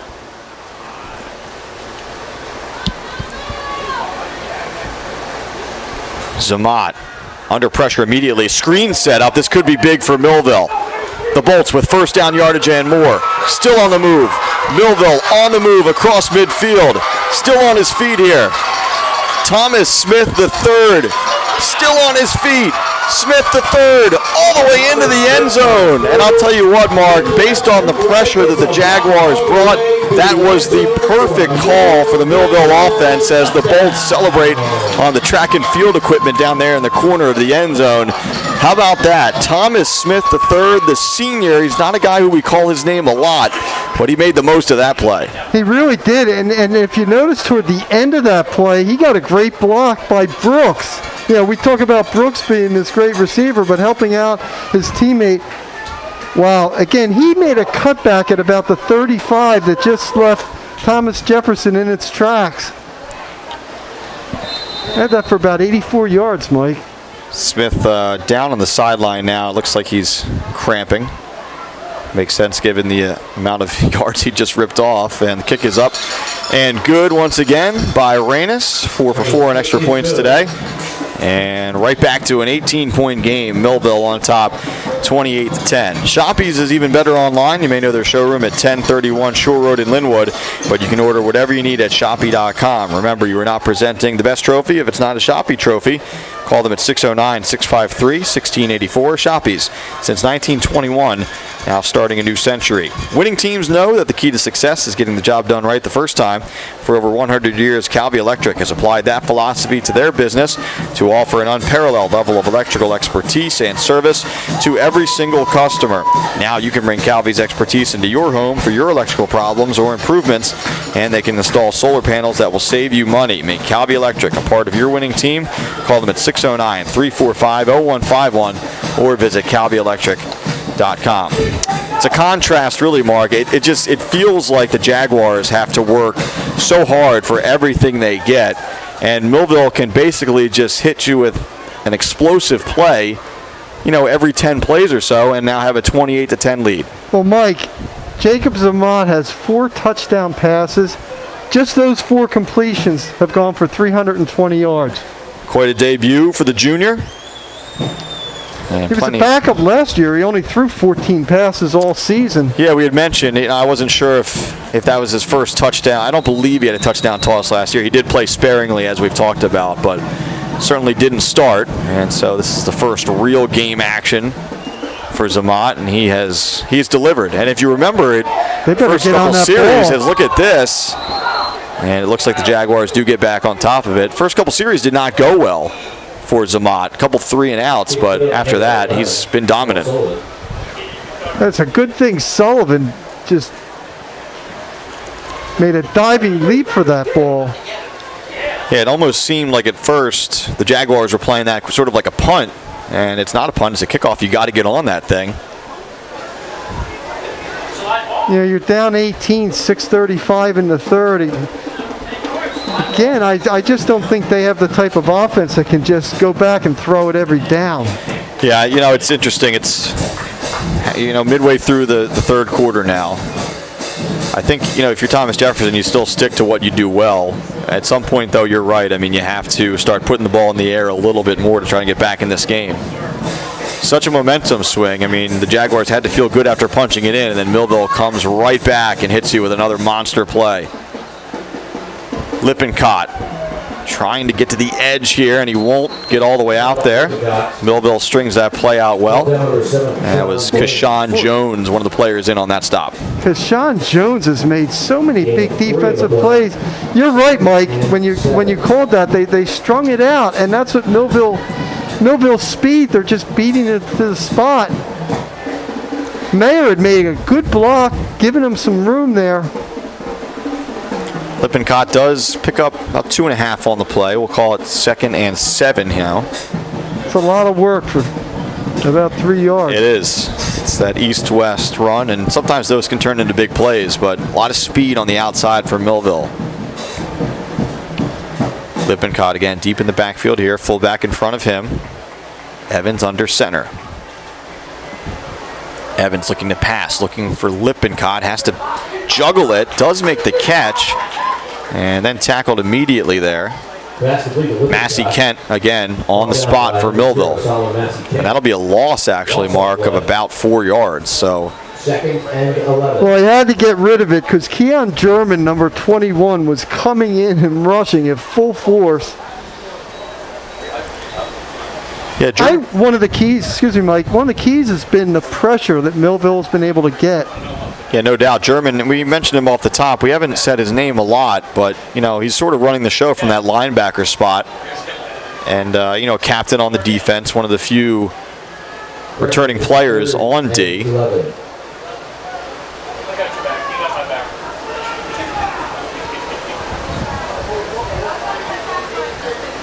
So here we go, 3rd and long here. 4:43 to go in the 3rd. Quick pass to the right side, dangerous pass. It's caught, but not much of a gain. Pick up about 2 to 3 yards out there.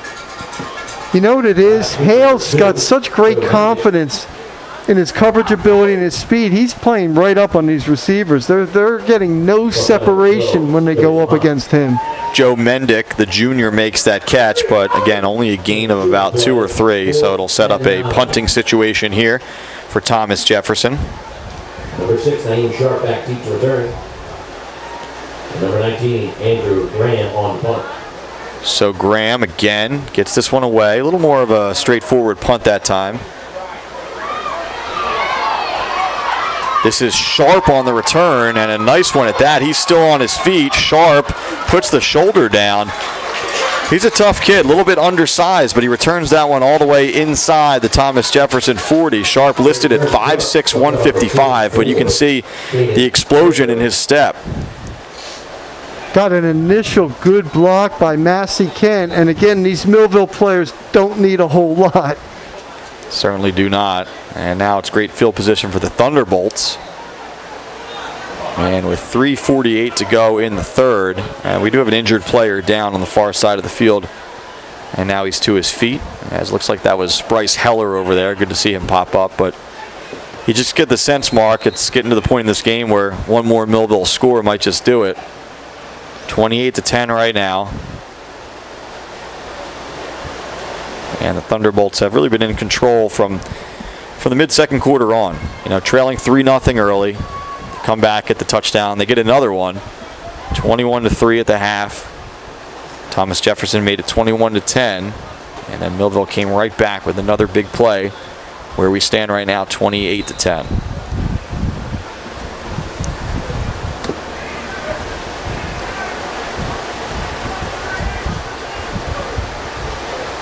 Zaman in the gun with 2 players in the backfield. Sharp gets the call. And a good run on first down as Naeem Sharp picks up about 9. And up goes Naeem Sharp. Picked up on play number 1, Ryan Lowry. Maybe closer to 7. Still a lot of yards on first down. It'll set up 2nd and 3. 2nd and 3.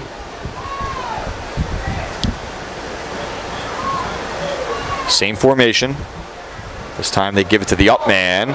And losing his footing that time was Xavier McBride, the sophomore. He was the fullback in that set. And he tumbled down close to first down yards. It'll set up 3rd and short.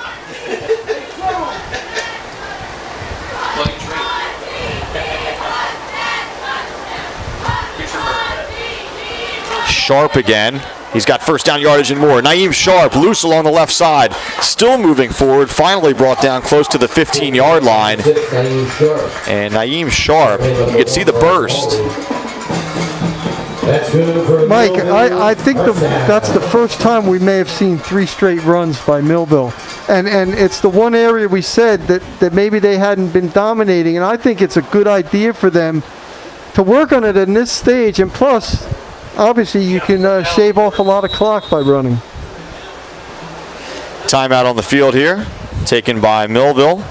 And they'll have a first down play with 2:38 to go here in the 3rd quarter. Winning teams know that the key to success is getting the job done right the first time. For over 100 years, Calvi Electric has applied that philosophy to their business to offer an unparalleled level of electrical expertise and service to every single customer. Now you can bring Calvi's expertise into your home for your electrical problems or improvements.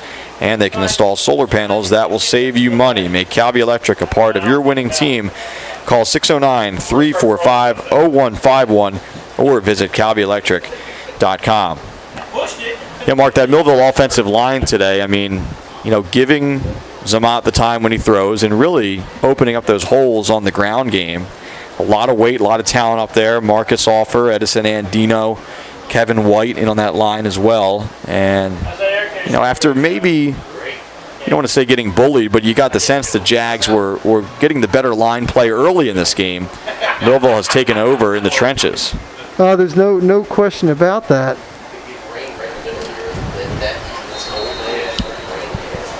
Just sort of wearing down the Jaguars as the game goes on here up front.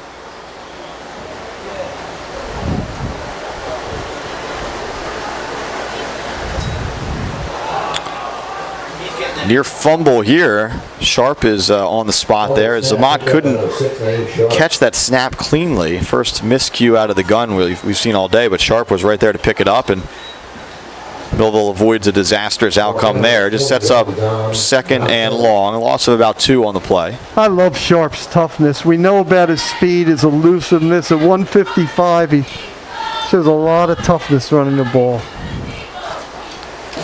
Zamat catches this snap cleanly. Hands off to Sharp. Makes a cut. Spins forward for about 4. We'll set up 2nd and 8 now. Check that 3rd and 8, after the loss on first down. So you're right, Mark. It's been run this drive to try to bleed this clock with the lead, but now possible passing situation here in the red zone.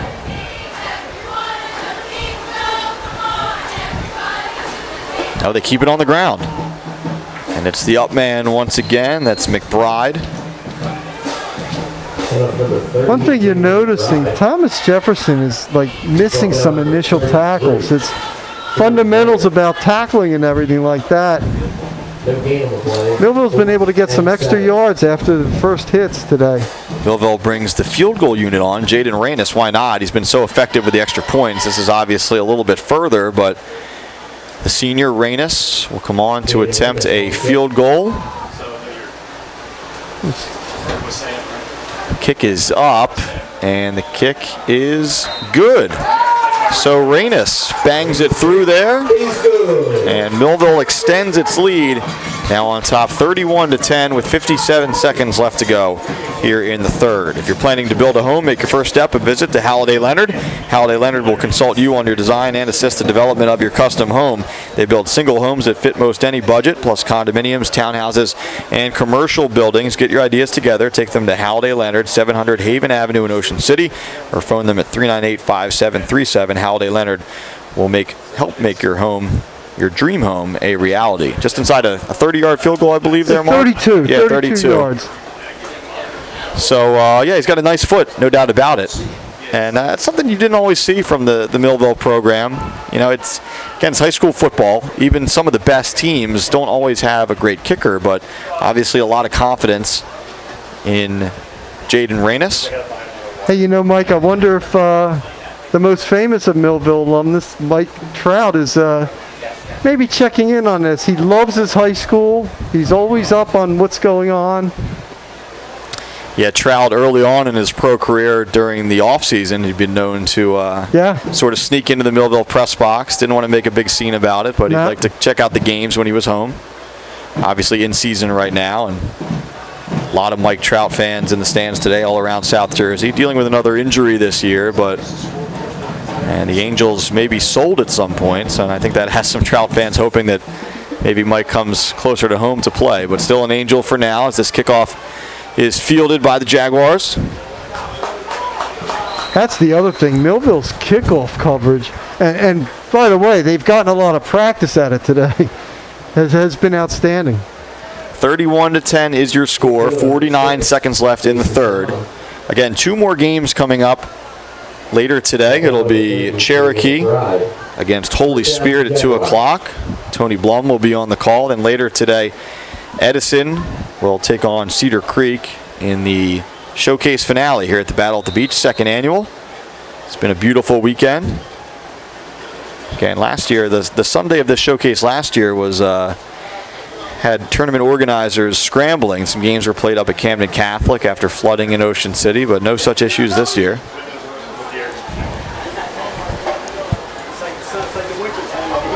Evans under center. Hands off to Lippincott, right up the gut. And he'll plow forward for a yard or two. Beg your pardon, that's actually number 21, Dom Donatelli. Yeah, what they did was on that play, they sent Lippincott in motion, almost, I guess, as a decoy to make it look like maybe they were going to pass it to him out there, and then just ran it up the middle. Yeah, it's tough if you're Thomas Jefferson right now. I mean, you know, obviously a run-first team, and when you're trailing by this kind of margin, you know, you got to get out of your comfort zone a little bit, and they'll just let the clock run down now for now and try to get set for the start of the fourth quarter. And the Carey Stadium clock, of course, likes to get hung up on some numbers, but I believe that is the end of the quarter. So after 3, Millville on top of Thomas Jefferson. 31-10. We'll step aside and be back for the fourth quarter right after this. We live in a community that cares. We make sure everyone eats, everyone plays, everyone stays warm, and everyone is protected. We support our youth in organizations that teach the value of community and self-worth. We make strides against breast cancer every day. Together, in this community, we make a difference. RK Chevrolet, RK Kia, and RK Subaru, proudly serving our community since 1982. When it comes to taking care of your physical wellness, maintaining good health of your bones and muscles, you want a team of doctors you can trust and who hold themselves to the highest standards. At Premier Orthopedic Associates, we believe that you should live life at your best. Our team of non-operative and operative orthopedic specialists strive for the highest standards, exceptional outcomes, and happiest patients. Come and experience the Premier difference. All right, back for the start of the fourth quarter here. Mike Frankel, Mark Narducci, second down for Thomas Jefferson. Jaguars are trailing 31-10. Quick pass to the right side. And able to churn out a few yards right along the sideline there is Jason Salmon, the junior. So Salmon makes the catch, sets up a manageable third down here for the Jaguars. Mike, what happened was on that play, it took so long to get there. That's such a long pass, even though it's right near the line of scrimmage. Millville had plenty of time to react.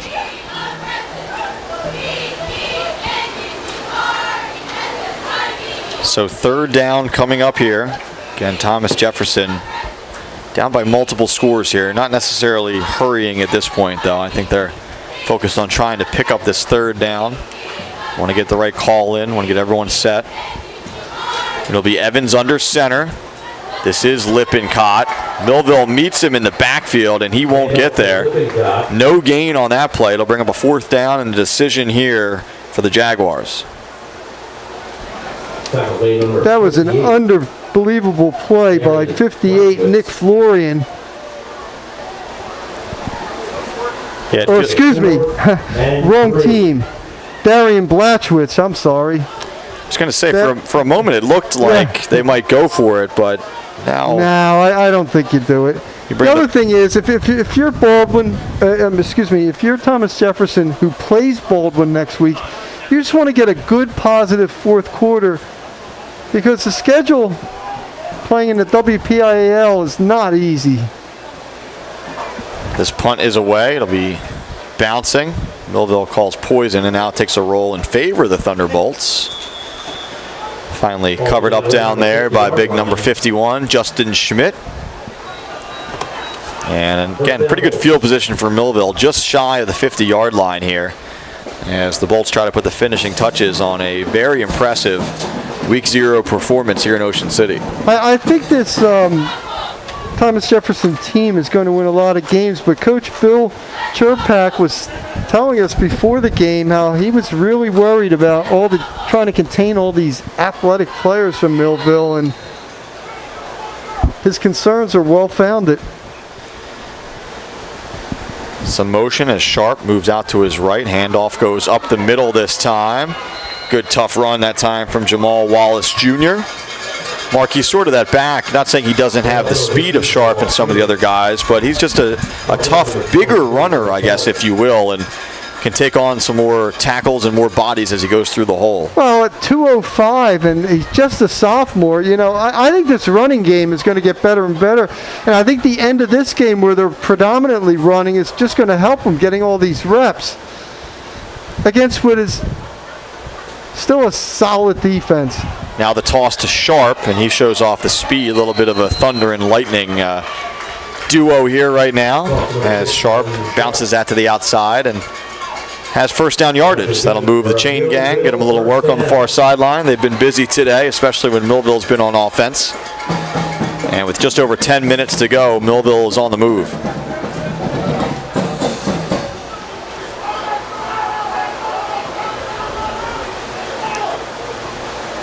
Again, it's Wallace Jr. and Sharp in the backfield. This time it's Sharp, tries to bounce it off right tackle, still angling, still on his feet, has a first down and more. Sharp, flag comes in as he rumbles for about 15 yards there, but this one could be coming back.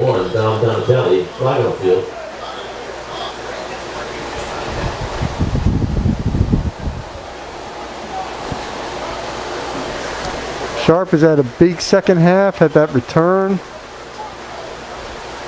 Several big runs. Let's see what this is. Might be a block in the back here. It'll be a hold against Millville. So that'll negate the big run there from Sharp. Back the bolts up a bit here. By the way, Millville has to take on Irvington next week at Rutgers University. Yeah, that's one of those games that would have been the state championship game last year had that round existed. I know that's really one of the marquee games at Rutgers. Yeah, both regional Group 4 champions last year. Zamat throwing to Hale. That time a little bit underthrown. Hale tried to make the adjustment. And good coverage out there on the play by Aiden Whalen. Yeah, but there's a flag on Whalen. I think they're going to get him for pass interference. You're right. That flag landed right on the yellow line on the field, so I couldn't see it at first. He didn't give him a path to get to that ball. You see that sometimes with some of those underthrown balls. Those can lead to pass interference calls, and that's what we have there. Yeah, that Irvington-Millville game, I mean, that's the same type of game that we saw here in terms of Salem versus Cedar Grove. That would have been the Group 1 state championship game last year. And again, the state championship round not added until this year, but highly anticipated game, no doubt. Wallace Jr. right up the gut. Gain of about 4 there. Yeah, you forget Wallace Jr. is a sophomore. Sharp's a junior. Hey, this is a relatively young Millville team. Players shaken up here for Thomas Jefferson. Yeah, we saw some of these kids get touches last year. I mean, Sharp sticks out for me. I know he had a touchdown in that sectional final against Ocean City. I believe he also had one at Rutgers in the regional final. But, by and large, it was the LaQuint Allen show, and why not? As we talked about, really the consensus state player of the year. Now at Syracuse, he's going to be hopefully breaking into that lineup sooner rather than later and get some snaps as a true freshman up there. But, he was the offense last year in terms of the running game. But now you're seeing that there was a lot of talent behind him, and some of these other younger guys are getting their chance to show up here today, and they're doing well with the first impression in week 0. Well, even last year, Brooks had 36 receptions, obviously good for a freshman, but as a leading receiver, and Hale had 25. Now, the thing is, they both had a lot of receiving yards. Brooks with 956 and 14 touchdowns. Hale with 374 and 2 TDs. But now, whereas they were great complementary, more than complementary pieces, now they're kind of the main pieces of this offense. And how about Zamont in his first big varsity start against what I think a Thomas Jefferson team is a player down on the field that I think is going to win a lot of games this year.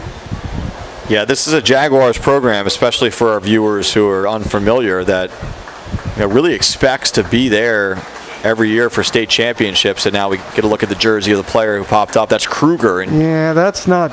He's being helped off. He's had a fine two-way game here. Yeah, you hope he's okay. But Thomas Jefferson, yeah, I mean, 8-3 last year, which, most programs would love. But for them, it's really not good enough. They had won 5 of the last 6 Class 4A titles in PA. They finished just 3rd in the Big 8 conference last year, and they lost to Bell Vernon 21-7 in the WPIAL semifinals. And it's a team with big aspirations here, but just sort of running into a buzzsaw today. I mean, quite frankly, Millville was regarded as the top public school in the state last year. They might be right there again this year. Sharp on the run, puts his shoulder down and chopped down near the edge by Lowry. A couple of guys getting after it there late in the game. I give Thomas Jefferson a ton of credit for making the trip all the way to Ocean City. I mean, this is sort of what this showcase is all about, right? Fans around here, they'll get a chance to see these teams play each other plenty of times this year, but it's these kind of matchups, and you saw it last year, maybe on a bigger scale with DeMatha Catholic coming up to play Holy Spirit. But some of these teams making the long trip, I mean, really nothing to lose. You want to see what you can do against some elite teams from New Jersey. Wallace again. In all honesty, they tried to get a different game and they couldn't get one for what we call 0 week here, and it's that way up in the Pittsburgh area too. And they tried, and then this became available to them. They were happy to come, but I think they would have liked to have been a little closer to home. Yeah, there were one thing, Coach Cherpak knew what he was running into. He was very fearful of this Millville team. And we have a sack here as they get to Zamat and bring him down on 2nd down. Looks like that was number 5, Cam Egerton, storming in for the sack. Yeah, there were a few, I don't know if you want to call it last-minute changes in this tournament, but this tournament showcase, whatever you want to call it, field was set. And then there were some teams that sort of opted out, if you will, after the NJSIAA came in and said, well, look, the out-of-state competition won't count toward the PowerPoints. Not saying that's the scenario for Thomas Jefferson, obviously playing in PA, but my point is there's some teams that were sort of added late, and some of these matchups just kind of materialized only maybe a month or 2 ago as it's Sharp on the ground. Yeah, it doesn't help the New Jersey teams if they're playing an out-of-state. Even a good team like this is not going to help Millville's PowerPoints, but Millville I don't think is going to need a whole lot of help. Now, the decision is what it is, and certainly the NJSIAA has its reasons. In talking to some coaches, at least the ones I've talked to in the preseason, that were put in this spot, I think the frustration is more on the timing of the decision. Yeah. By and large, the schedule was made before that ruling came in, and you did see a local team leave this event because of it. Now, you saw some other teams stick it out, and some other teams added. Another field goal is up and through. And that one off of the foot of Jaden Reynes again. Reynes having some kind of a day, Mark. He's perfect kicking today. He's got a couple field goals, 4 extra points, and Millville has a weapon in the senior, Jaden Reynes. And both field goals from 32 yards out. I mean, you want to talk about meaningful reps. I mean, that field goal is not going to affect the outcome of this game, but who knows, in a tighter game down the stretch, they need Reynes to kick one to win it, and he's getting some good kicks in here today. So 34-10 is the score. Still 6:36 left to go in this game. And we'll see what both teams decide to do on this drive. What Millville won't get in PowerPoints, they'll get in playing forget the score. This is a quality team they're playing. And I think that's going to benefit the Thunderbolts down the road. Might be backup time for some positions here is what I was alluding to there. But you're right, Mark. I mean, and in talking to some of those coaches, that's why a lot of them stuck it out. I mean, it's the experience. I mean, I had a chance to catch up with Ocean City coach Kevin Smith, and his team lost in a Chamonix the other night. He knew it was going to be a tough game, but he just wanted to give his kids that experience of, obviously it's their home event too, but the experience can count, in the long term for a team, maybe just as much as the PowerPoints. Millville, again, swarming on that special teams unit. You talked about it a few times today, and that's a part of the game that largely goes unnoticed sometimes, but we've been noticing it. It's been a good unit on special teams for Millville. Big day for that. Last year then Millville beat Winslow 45-35 in that regional title game. I think Winslow's going to be right there again. Bill Belton, the ex-Winslow Township and Penn State standout, taking over now after being the offensive coordinator at Winslow Township. I think the Eagles are going to have something to say in Group 4. No doubt. Winslow coming off its first sectional championship in program history. That's one of those towns, one of those schools, kind of that sleeping giant, right? A lot of tremendous football players, for whatever reason, just unable to put it all together until the last couple of years. The pandemic year, shortened season a couple of years ago. I believe they finished 5-1, 6-1, something like that. And then last year, Winslow breaking through for that sectional championship. Just a little bit of a pitch here. It's effective to Mayer. Jordan Mayer has room to move, finally chopped down along the far sideline. Good improvising there from Brody Evans to get that ball to Mayer. I think he threw it with his left hand. It was awkward looking. It wasn't your standard overhand throw. Good for Jaguars. By the way, Evans has made some good plays. The touchdown, the 22-yarder to Sullivan was just an absolutely great throw.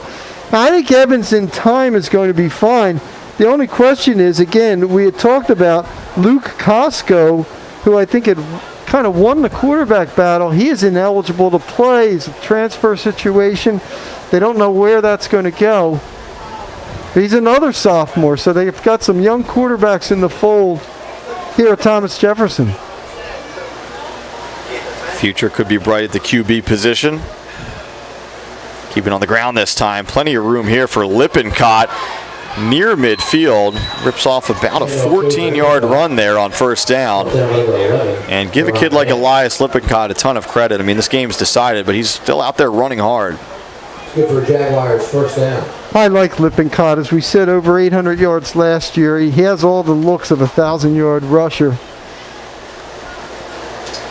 Yeah, Lippincott still, too, just a junior. He's got the build of a senior, but still just a junior on this Thomas Jefferson team.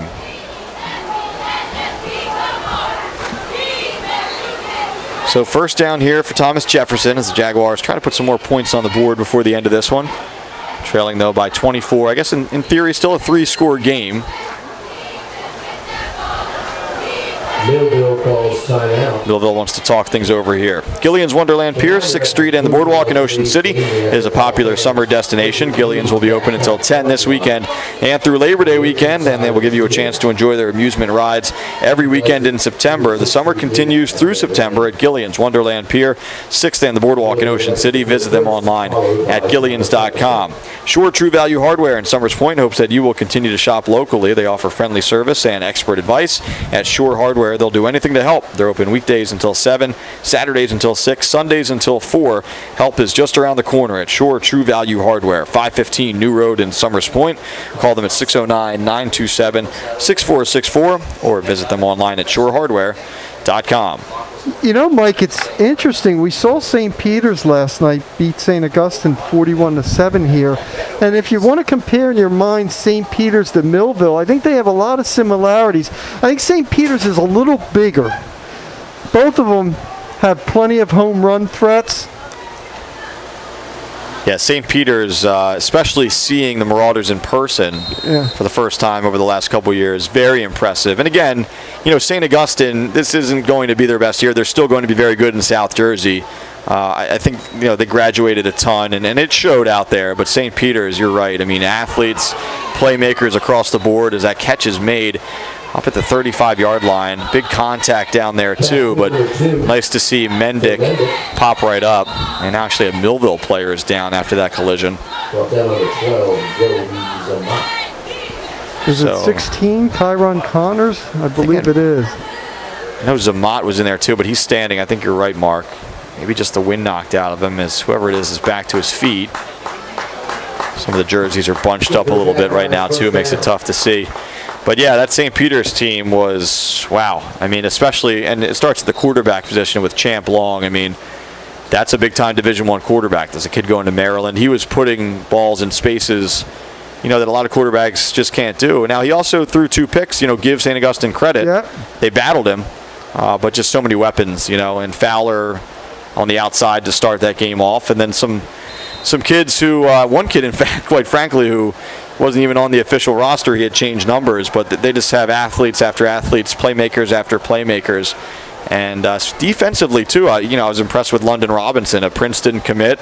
Really led the defense yesterday. It was fun to see St. Peter's in person. I'm sure it wasn't fun for the Hermits, but, credit St. Augustine for taking that game as well. It's all about seeing what you can do against that type of competition.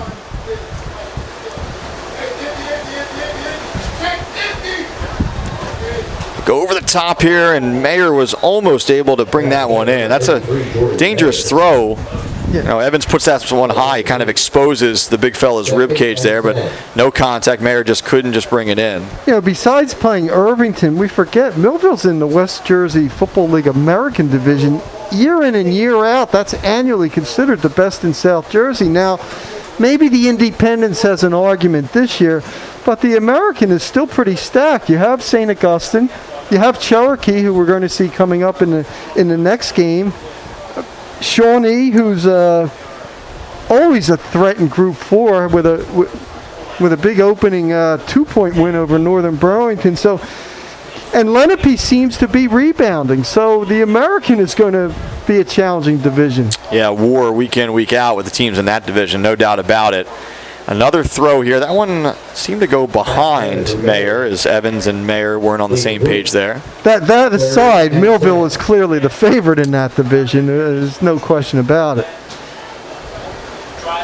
Yeah, it's no secret. They won a state championship this year. It's a very similar vibe to Salem in Group 1. They feel like they are the team in their group. And, obviously, all the cliche stuff, you got to take it 1 week at a time. But they're not shying away from it. I mean, this is a state championship or bust kind of year for Millville. Even with a new quarterback, even with a new head coach, They feel like they should be able to do it. It'll be a big test next week. I mean, that's an Irvington team that has a number of big-time players. And, again, that was a game that would have been the state final last year. And it could be a state final preview. Who knows?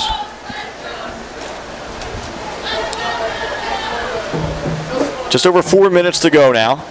3rd and long here for Thomas Jefferson. Time here for Evans. Now he scrambles and finally brought to the ground there. That's Joey Zamat, the sophomore.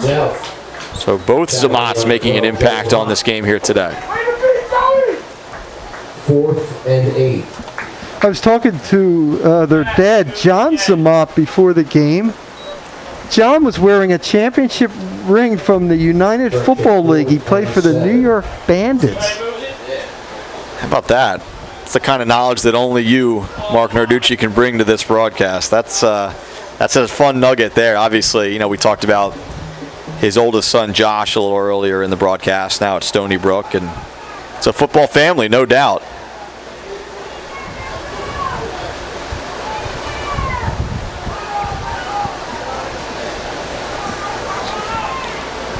.3:15 and counting here in this fourth quarter. 4th down here for the Jaguars. Pressure up the middle. Pass is knocked down, and again, right on cue, that's Zamat. Joey Zamat knocking it down, and it'll be a turnover on downs. So that just about seals it here today, if it wasn't sealed earlier. Millville will look to run the clock here, this final 3 and change off of the board, and come away with a big Week 0 win in Ocean City. By the way, when I talked about the American Division, also Lenape and Williamstown in there, it's a predominantly more Group 5 schools, although Shawnee and Millville are the Group 4 schools. But, I mean, this is a schedule where Millville faces, proven programs. They're all not going to be great this year. And, of course, Thanksgiving, they take on a Vineland team that won 2 games last year. And you think they're going to be improved this year. Yeah, Dan Russo, his son is a quarterback again, now a sophomore. Yeah. I believe also named Dan, correct? Yes.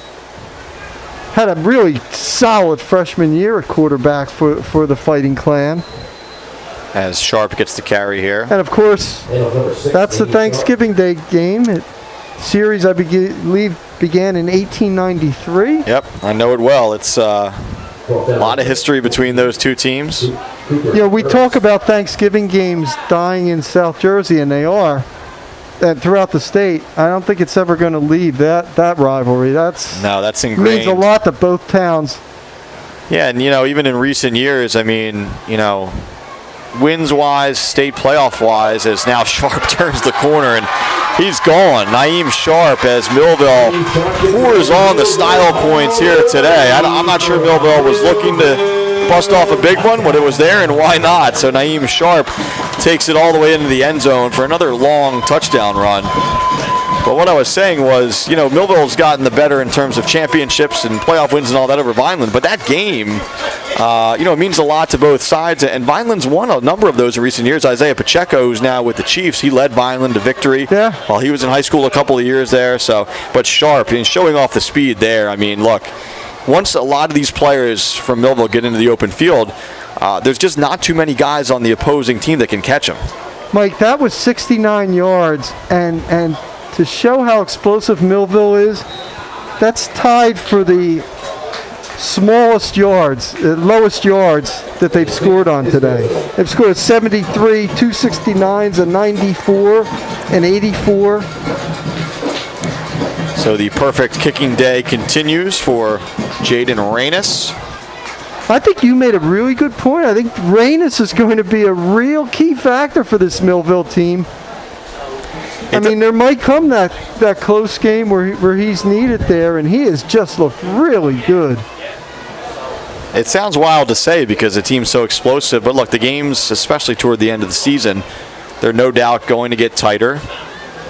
And, for those out there who maybe don't follow high school football as closely, it's not a given that these teams even have a kicker sometimes. There are years where you'd see a dominant team just go for two over and over again, not because they wanted to run it up, just because they didn't have anyone they could trust to kick extra points. And here's the other thing. I know a lot of people think Millville's going to win every game by 30, and who knows, it could happen. But when you're playing this kind of schedule with these kind of physical Group 5, Group 4 teams, even the best of teams get a little worn down. So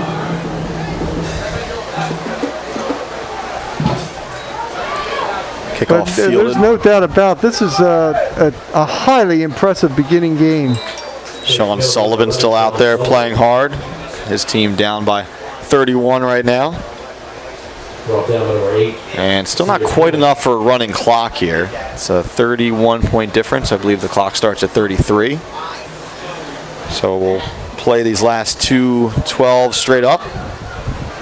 Hey Mike, while I have time, it's always a pleasure not only working with you with doing this tournament, but I'd be remiss if I didn't say what a great thrill it is to work in the Ocean City press box named after our friend Tom Williams. Just a tremendous journalist and announcer over the years. What he's meant to Ocean City and South Jersey, and just the great work he's done, and it's just a real privilege to work in a press box, well deserved, named after Tom.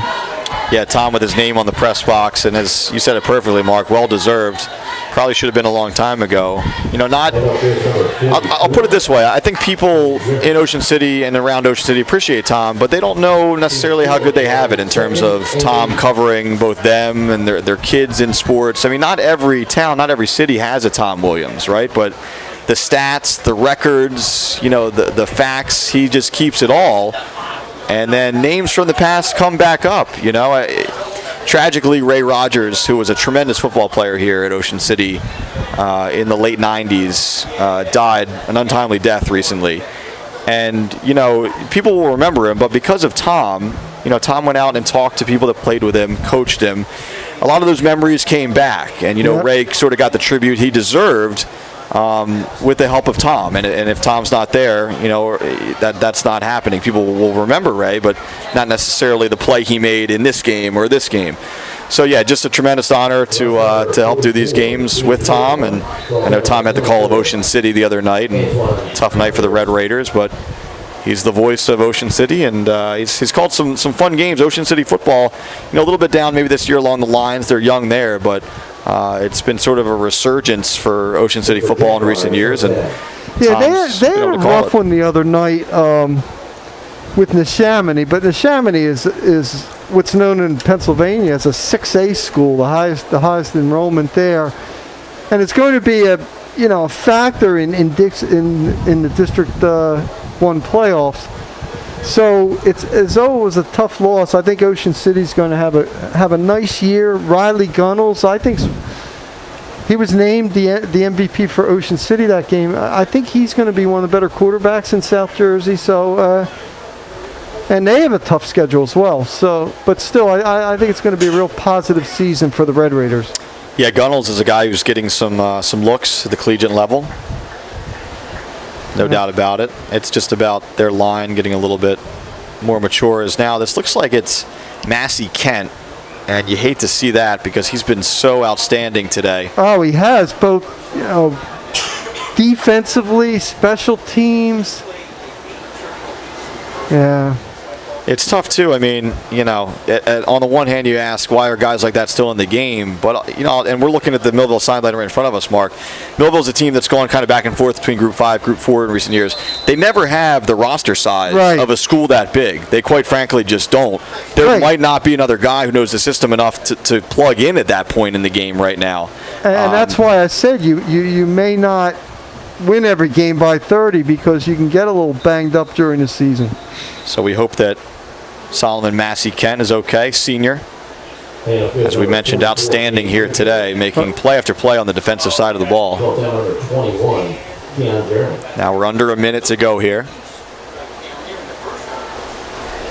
Well, Coach Ayala will remember his first game, won't he? No doubt about it. I think he's earned a little dip in the ocean here. Not sure what the Thunderbolts' plans are for the rest of the day, but still only just 1:30. Could be a nice beach day for the Bolts. He's been a basketball head coach before, but this is the first as a football head coach.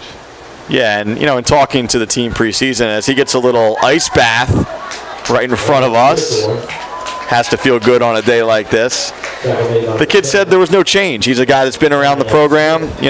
I think it was the right hire because, look, he's not going to come in and change anything. He's going to run the same system. These kids know the system, and it's sort of a plug and play, right? They expect to win a state championship this year, and they're off to a good start. So that'll do it for this one. Millville taking care of business in Ocean City, 41-10, the final over Thomas Jefferson. We've had the last few minutes to sort of talk about it, Mark, but just your final thoughts on an impressive win here for the Bolts. They came in with a reputation of being a big play team, and we saw exactly that. And the thing about it is there were so many people who did it. It wasn't just Brooks. It wasn't just Hale, although those two were outstanding. They have a lot of people that can hurt you in a lot of ways offensively. And I thought their defense was so fast to the ball as well. I think their defense may get a little lost in the publicity shuffle because they have so many flashy players. It was just a great effort both sides of the ball, and the special teams also were outstanding as well. This was just a complete game effort, and if Millville plays close to this level in the future, it's going to be a long season for their opponents. All right, Mark, enjoyed doing these games with you as always down in Ocean City this weekend. Again, Millville a winner over Thomas Jefferson here at the Battle at the Beach, 41-10. For Mark Narducci, I'm Mike Frankel saying so long for now. Stick with us. Tony Blum on the call of Cherokee versus Holy Spirit coming up just about a half hour here in Ocean City.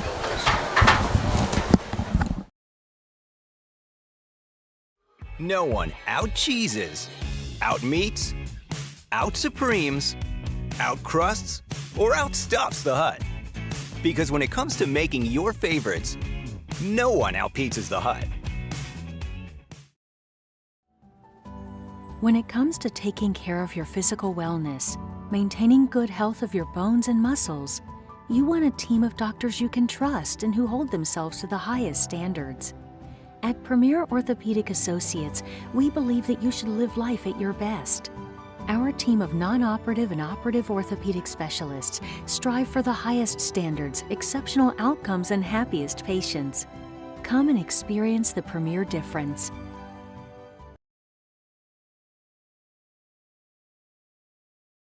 We live in a community that cares. We make sure everyone eats, everyone plays, everyone stays warm, and everyone is protected. We support our youth in organizations that teach the value of community and self-worth. We make strides against breast cancer every day. Together, in this community, we make a difference. RK Chevrolet, RK Kia, and RK Subaru, proudly serving our community since 1982.